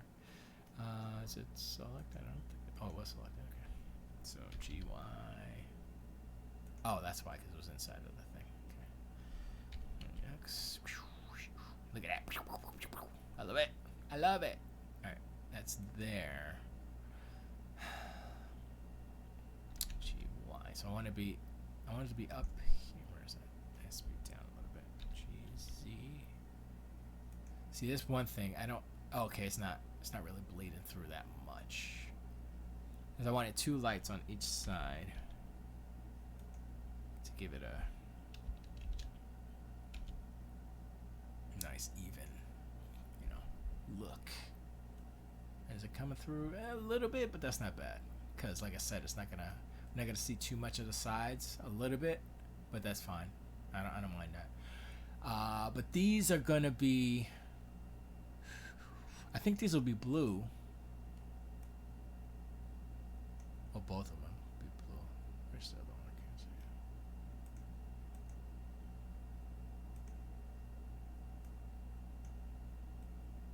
They'll be blue, and then when the moment happens, then they're gonna go white.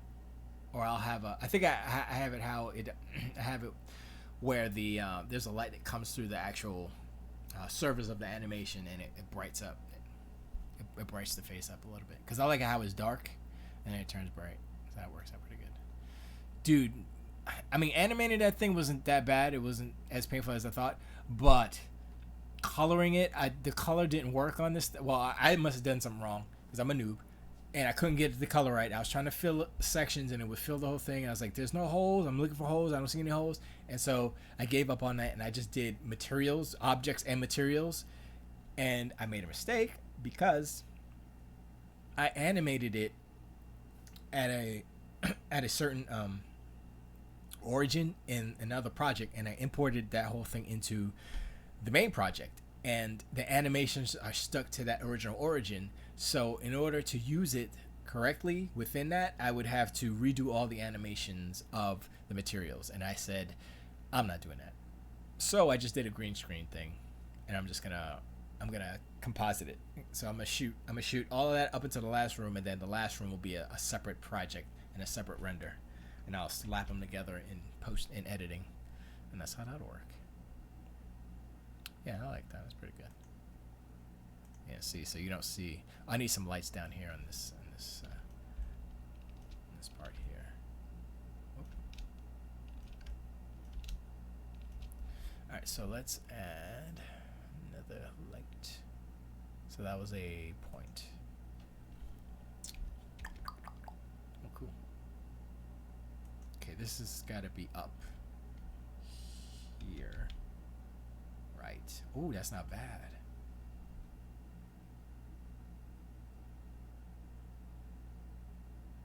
That's not bad. Let me see something here. GX. I wish I gotta make it less strong. Specularity and energy down a little bit. This doesn't need to be that strong. And the color I want it to be kind of a aqua tintish. There you go. Let me see here. Oh, I don't have a. Do I have a camera? Oh, I think I do have a camera. Yeah. Let me see. Oh wow, where's the? Oh, it's over there. That's the room. Okay. I need to move the camera. Wait. I don't think I have. Oh, I don't have a what? Oh, come on, guy. Area. Horizontal split. Boom. Give me my timeline. Thank you very much. All right, so I don't have anything on the timeline, which is fine. Because actually, I'm not using this. I'm not using this project for any camera animation. I'm just using it to build these models to put into the final scene on the other side. So like that. Although I don't like that shadow. Ugh. Okay, I might have to put one down on the bottom. Yeah, let me do that. So why? That's not really doing it either. Let's see. I mean, it's not bad. I think it's this background is too metallic-y or something. It's weird. Let me see if I can fix it.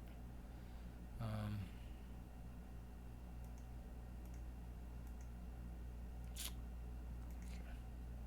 Oh, wrong thing, dummy. Oh, it is this one. Keep losing my brain. All right, so I need to figure out the shading. It's the shading on this. Distance. Oh, okay. Wait. So distance is there. So if I, let me. Oh no, I can't do that. It doesn't really matter that much because I think I need like decals or something on there. Just some letters and stuff to denote some type of stuff. Basically, it's like O2 or something. Because that makes that look like an incline, but it's not. But that's fine. I could probably make that luminositized. Let me see if I can do that. Oh yeah, actually I can do that. So I'll do this, and I'll change that to emission. Boom, I like that already. Change the color to a little bit of gray. Yeah, I like that because the reflection off that black one, that's pretty dope. Oh shoot, that's about. Or I could do the blue. I mean, the white looks the best though, right? Because if I do it like this, that's not bad though. All right, there we go. Is it brighter? No. Kind of dim, kind of like boom. Yeah, I like that. All right, cool. We did it. We did it. I didn't even need that other one actually. The other light. Where's that other light? Oh, there's two lights here. I could probably get rid of this one. It might change what that looks like, but I want to see. Oh, there you go. So if we take the energy off, that's not bad.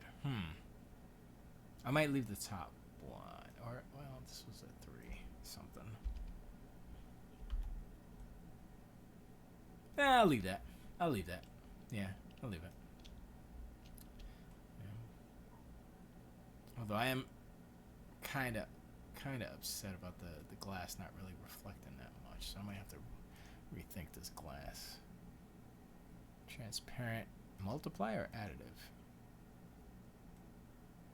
Oh no, it's multiply because this was all the glasses. Same texture. So I need to do a different texture for this one. That's what I need to do.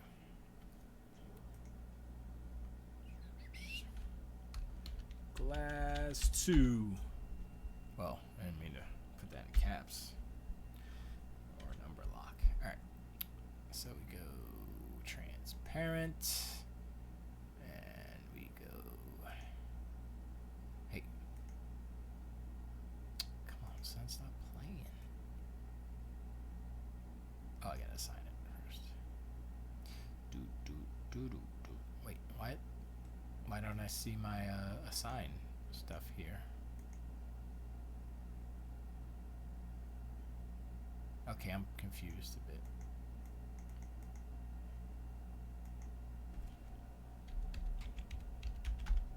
Okay, that's better. Oh, I know why, because I'm not on edit mode. Excuse me.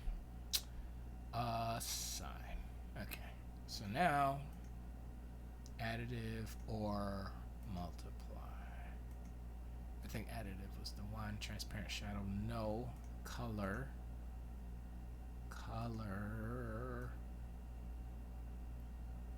Huh. Actually, I wanted it to be...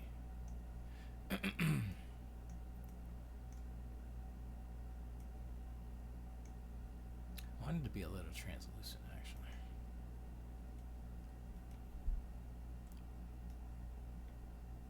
So if I do a noise texture, I think that should work. Ugh. That's not exactly what I want it. Surface. No, that's not right.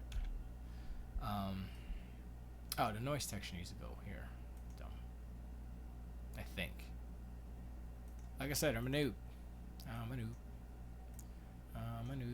Oh, that's right. I did it right. Okay, cool. Yeah, so I just needed to be a little... Wait, what happened? That was at 16? Or 1? I don't remember. How about I do it over again and see what it does? Oh, I think it did. Yeah, I think it was right, actually. I think it was just plopping. That was for 5. Yeah, it didn't do anything. Alright, so let's see. Okay, it's there. Detail, color. It's not giving me nothing.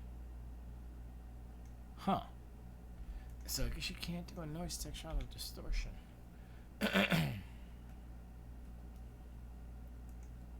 Actually, I should have been on this one. Alright, so let's try this again real quick. Excuse me. Wait, what is this? Image texture. No, we don't want that.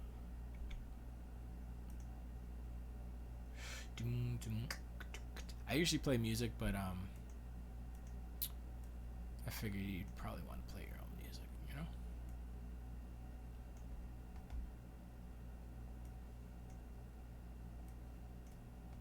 Yeah, I see nothing. This is still beta, so it might be malfunctioning a little bit. It's not even changing. That's not even changing. So wait a second. It might be this. Multiply. Aha, it is that. Okay. So multiply. You could change the color. So if I do multiply with the texture, then maybe it'll work.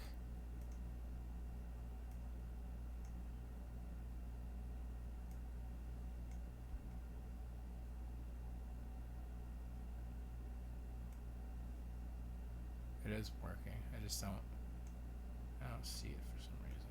Distortion.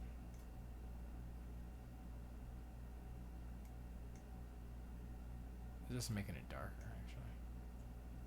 Which I don't mind, but nah. We'll forget about that. We'll just do it this way. Make it darker here. Boom. And that's it. Go back over here. So now it's that. That's looking okay. Yeah, it's looking better. I might change the color of the cushions inside. I'm not sure yet, though. I think I might. Yeah. Alright, so let's Oh yeah, that's fine. Or maybe.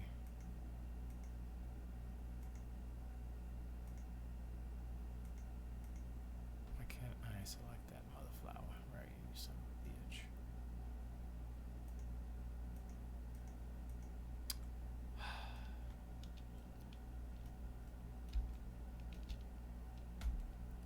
Which one is that? Yep, just get it over here. Is this one? Yeah, it's that one. Yeah.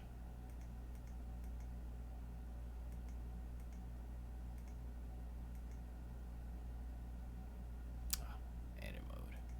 Always happens. That's why I wasn't able. Well, I wasn't able to grab it. Let me see here. So it's not okay. It's not doing that. All right, that's good. Okay. Whew. Save. Sometimes I get on a roll and I don't save, and this thing crashes, and I'm like motherfucker, and there's no there's no auto save on this. Well, I don't have it set up. If there is, I should set it up. But all right. So now I want to figure out some details, like how I cut this door thing in there. I want to do like a panel here. I have it mirrored, so when I do it on one side, it does it on the other side, which is cool. So like that. Edit. All right. So since I already have some geometry happening in here, I can just select some of this stuff and make a panel. So, all right. So this is gonna be. How am I gonna do this? Do this and this. There we go. Go slidey slide. Yeah. There. That's not bad actually. If I move this one over, it'd be pretty good. Oh no, that's not gonna work. Oh, that's kind of cool though. But that's not gonna work. So I have to do this. How am I gonna do this one?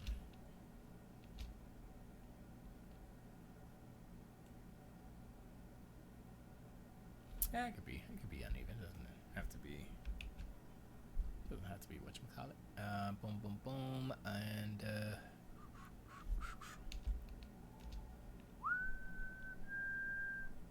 sorry, I have the Ant-Man and the Wasp theme dribbled into my brain. I know dribble is not a word, but yeah, that's how I feel. That's how I feel. GX.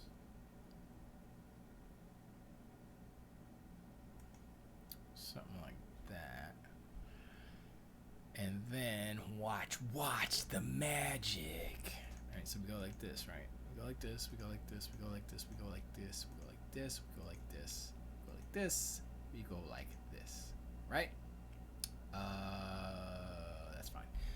And then we go here, and we go offset even, so it's gonna bring the whole thing in, which is what I want. Press the stiff. So I just want it barely in, like a little bit, like boop, like that. Super small.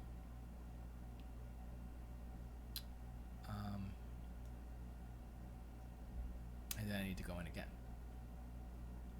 Wait.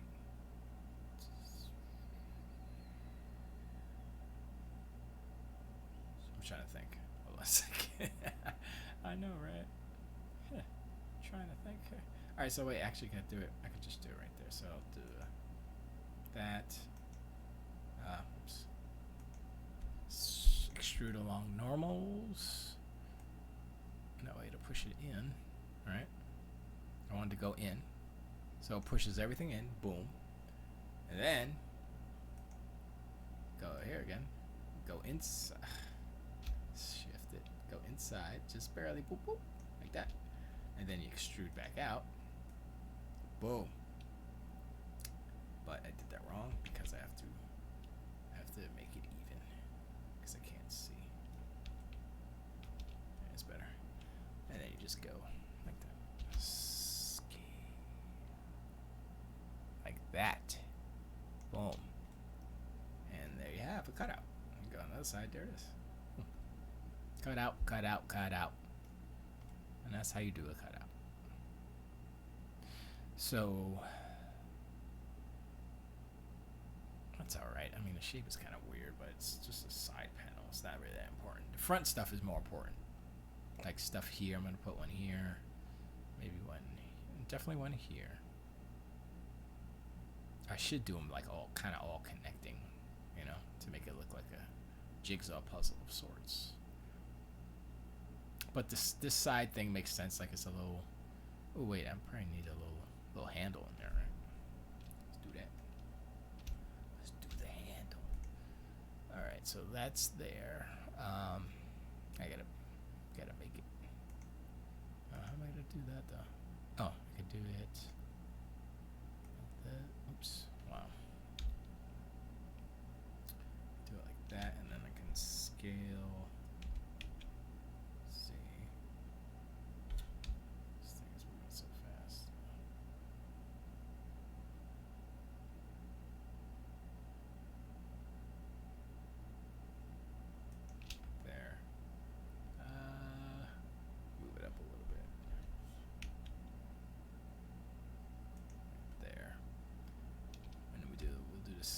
Similar thing.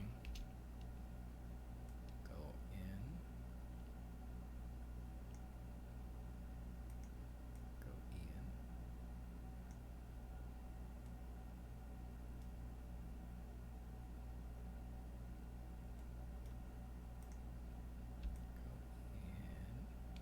Hey. What's going on here? Why not? There you go. Go in and go out.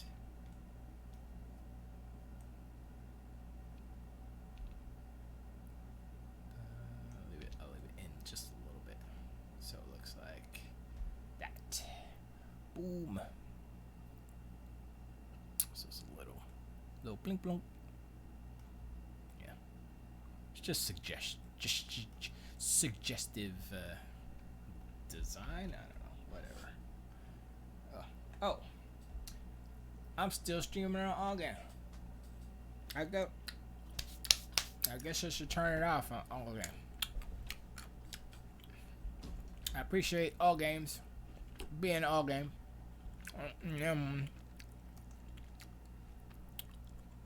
I'm gonna turn off all games now. I'm still gonna be streaming on Twitch and Mixer, and I guess it's on YouTube. I don't know. I've never checked that one. But yeah. So, yeah, watch all the shows on all games, blah, blah, blah. All the different shows. They have different names with different people on them and stuff. Like I said, E3's in 2 weeks, so get ready. Fred Rojas and the B Team crew's got some stuff happening, so make sure you tune into that stuff. I'll probably just going to be watching it. I don't think I'm going to be streaming it or stream watching it. I think I just want to watch it on my Xbox, and then maybe I'll jump on and be like, oh, snap. This is crazy. Or maybe I'll watch the stream on... I don't know. Anyway, Tilt Away all games. Peace out. I'm still here. I'm still here. Yeah, I'm still here. I be streaming, yo. I be streaming, right? And it just feels better. I don't know what that means. All right, so let's see. So do I want one here, or maybe just the sides here, right? Like boom, boom, or maybe all of them. Well, let's do this whole section. So you and you. Wait, did I get that bottom too? I can't tell. No, okay, that's good. Actually, so I should be able to go in. Wait, hold up. Yeah, I should be. Actually, I think it's gonna go at an angle. It's gonna clip into that. Let's see. See what happens. That's the wrong thing. This. Yep. Exactly what I said. So I need to do it differently. I need to extrude Z. That's what I need to do. So EZ, my friend. Boom, and it goes straight down. That way we don't have no issues. Go in, shrink it in. Not that much. Come on. Let's go. Stop playing. Boom. And then easy. Of course, I didn't see where the thing was. That's pretty good. Alright, let's look at this side. Yeah, it's pretty good. Cool. It's starting to look like something. Hold on, let me take it out of edit mode. Look at that.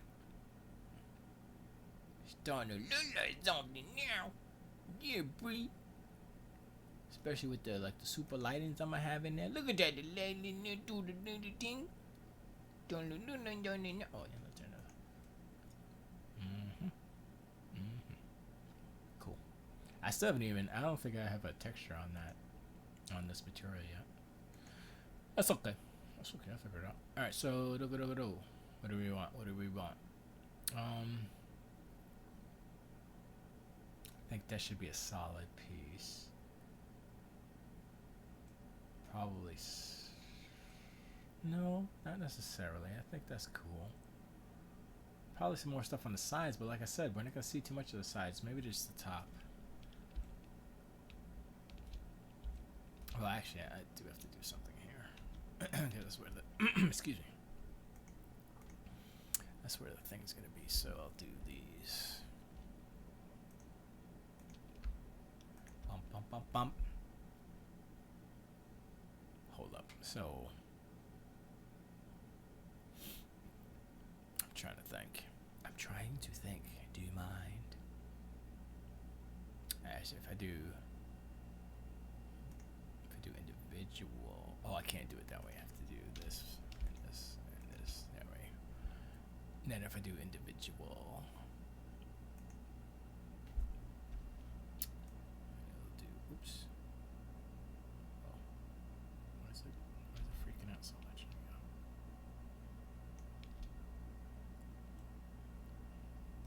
Like that, and then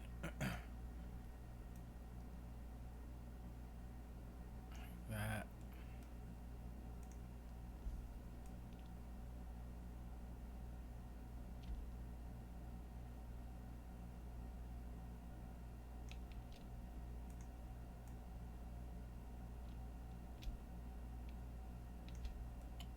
Something like that.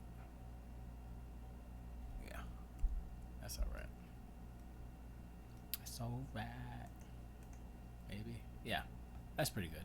Because like I have different displays and stuff like lights and stuff. Boop, boop, boop, boop, boop, boop. Yeah, it's pretty good. Actually, I like that. I like it.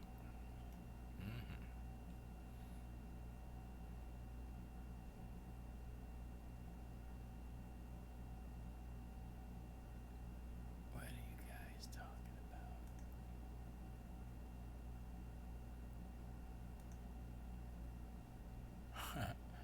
Anyway. Alright, so let's do. I guess that's kind of it. I don't need to go crazy with this thing. Excuse me. I guess I'll do this one thing here at the top too. Yeah. Edit mode. It's this one. This one. This one. This one. This one. Oh, stupid. Let's just do that. How about that? Just do that. All right.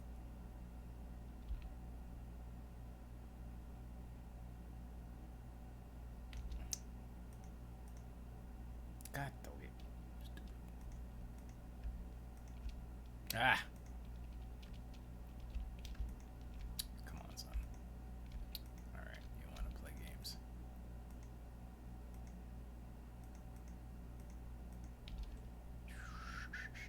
Alright, so you're gonna go down, D. Uh-oh, wait a second. What's going on here? Oh, wait a second. What's going on here? How's that working out? What the hell? Let me see something here.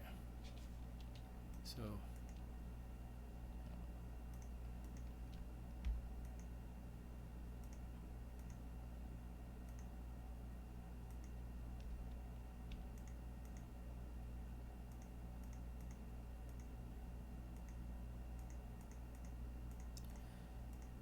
This will be the last thing I do, I guess. For tonight. No, still not working.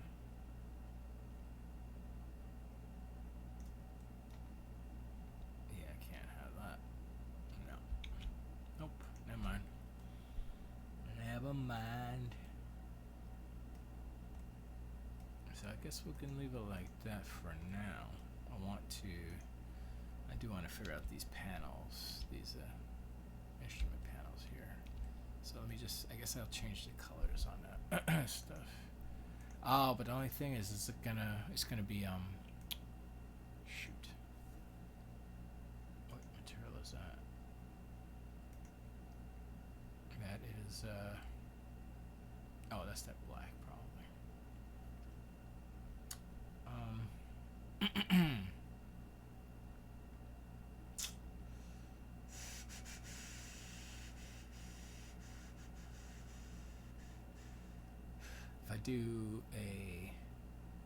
If I do a transparent animation thing, I put it on top, then that'll be cool. So I don't have to do a background on the other one. What, if all of these are black? I guess they have to be, right? I'll do them all the same color. That way.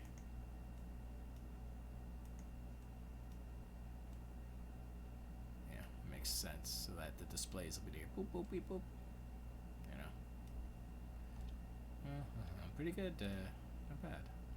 And I think I'm going to put something there too. That looks a little empty. I'm going to do this. I'm going to try at least. Been failing for the past however long. It was just that one time. It's just that one time, baby.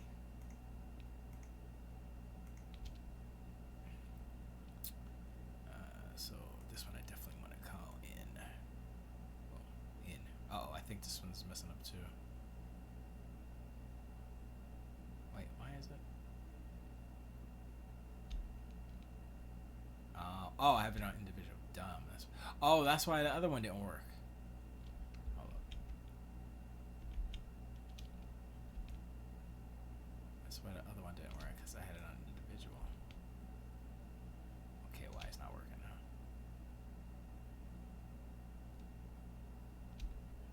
Alright, there we go. Alright. So we go like this.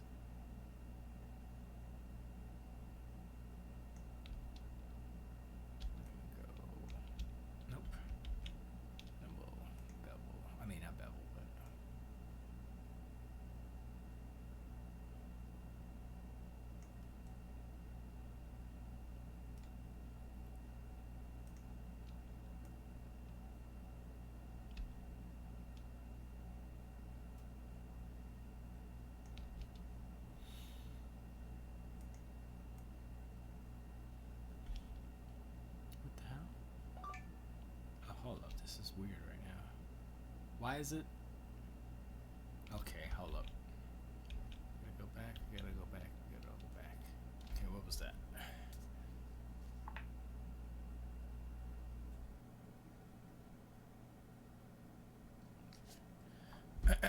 So this is weird. Let me go in again.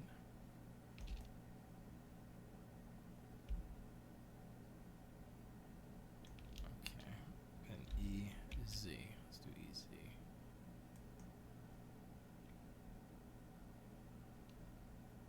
Let me go in again. A little bit.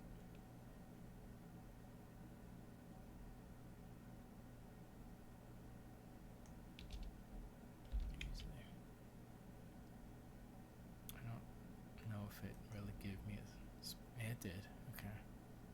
I guess that's good enough. I mean, it's a little itty-bitty space, but... Let me see. Yeah. I mean, that's kind of what I wanted, yeah.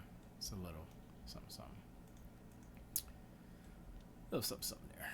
Alright, that's good. Yeah, no, that looks a little better. I don't know if I should make those different colors. I don't think I want to mess with that just yet. Maybe just a slight... let's see. Let's see. Let's, what do we got here? What material is that? let's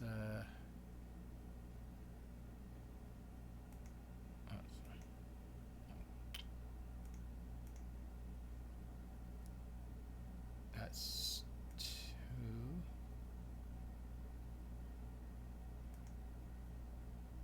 I guess I had another one. Material 1. What is that? Oh, that's like a glass or something. I can't use that there. I should use that here, actually.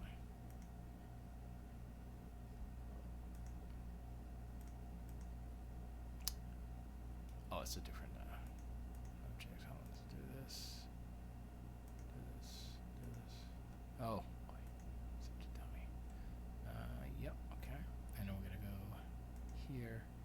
And it was material.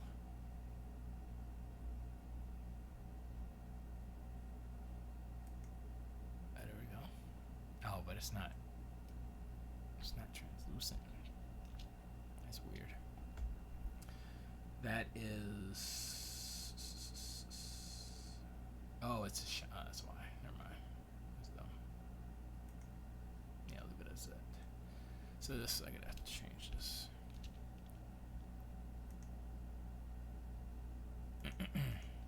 So this. Oh shoot. Is that all? Oh, some part. And you. Okay. And that's gonna be a new material.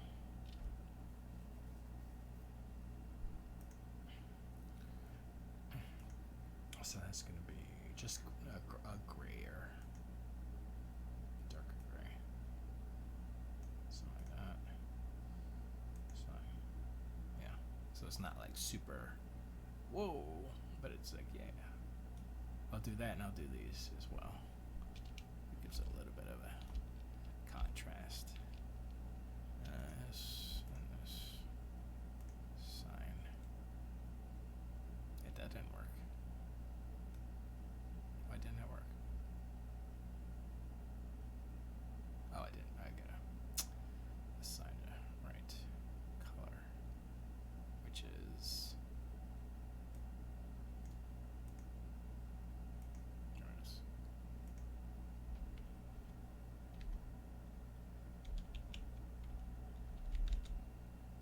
Wow, I can't spell. Dracker. Oh boy. Darker gray. Yay. That's not bad. I think I might do the inside the same color too, now that I'm seeing it. But actually, let me see something here. Okay, that's not bad. Nah, I'll leave it. I'll leave it.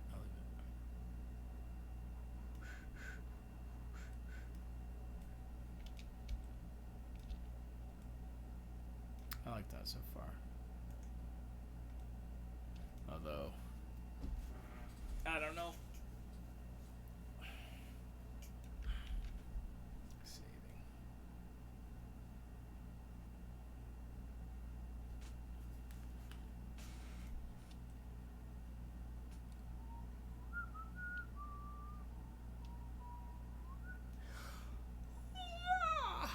Alright, so that's.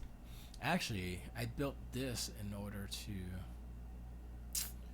Oh yeah, I kind of messed up, because this room is here. This is new pod. This is the pod room. So I don't know if I should build, or I should just select all of this and make it a new collection. That's what I should do. So did it select all that stuff? I think it did. So lights, light, pipe, back. Yeah, it looks like everything. So how do I do this again? I don't remember. Collection. Create new collection. Create new collection. Pod. Boom. That's it. Boom. Boom.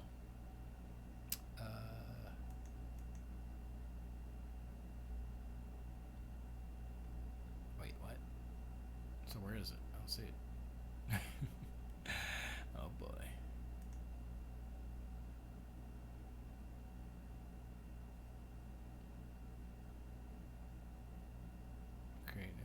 I did that. So where the hell is it? Scene collection. That's the collection. But that's everything plus this room. I don't want this room in there.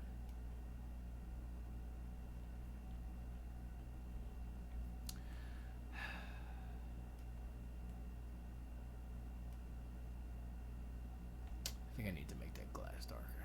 So I'm looking at it, I'm like, it's not that good. So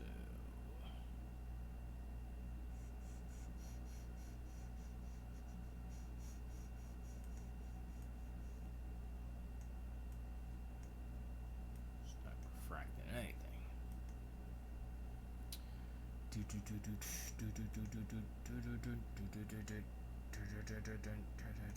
I kind of swore.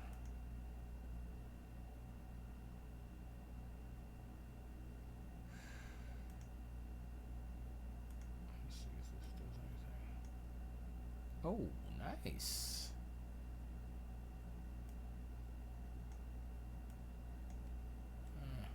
I mean, it's nice, but it's not exactly. Kind of works, actually. Not to be.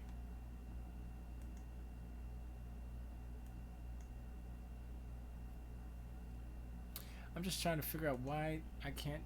Is there a color? Do I need to put a color ramp or something? Let me try that. The hell is a color ramp? Oh, color.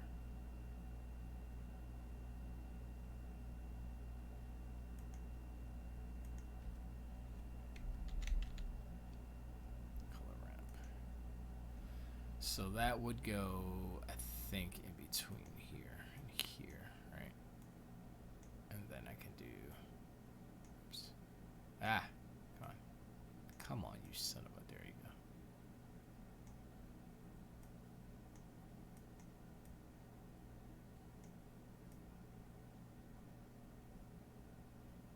Yeah, nothing's happening. There we go.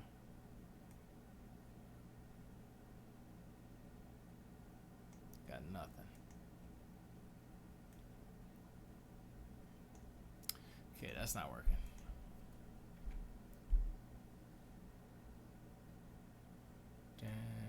Da, da, da, da, da. Oh, I'll just do that. Such an idiot. Okay. Yeah, that means I'm tired. That's what that means. That's exactly what that means. So I'm gonna call it a night. Go inside, chillax, do some how do you say, Xbox maybe. I probably end up watching Our Planet. David Attenborough is so pretty. Oh my god, it's the most beautiful nature freaking documentary I've ever seen in my life. So good. So good. Oh my gosh. That's weird. I don't know why that does that, but it's isomorphic, isometric, whatever though. I can't remember the word. Man, I'm dumb. Anyway, appreciate you hanging out. I'm gonna go now. I'll be back tomorrow, of course. I have a meeting. I think I have a meeting tomorrow, but I'll be here anyway. Sometime during the day, probably around 7, if not earlier. But definitely by 7. Yeah. And the continuing how do you say? Oh, that's actually, I have this wrong. This, hold on a second, I gotta fix this real quick. So that glass needs to be, so this bottom piece needs to be darker than that top piece. So let me see something here. So that's the same, but I want it cloudy. So why is this one? Let me see something here. Additive, and this one is multiply. So this is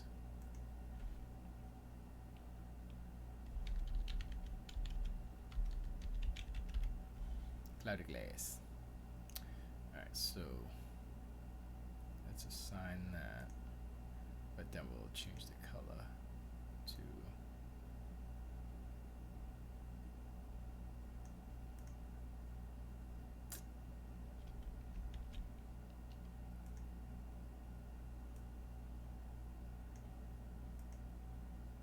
just makes it clear.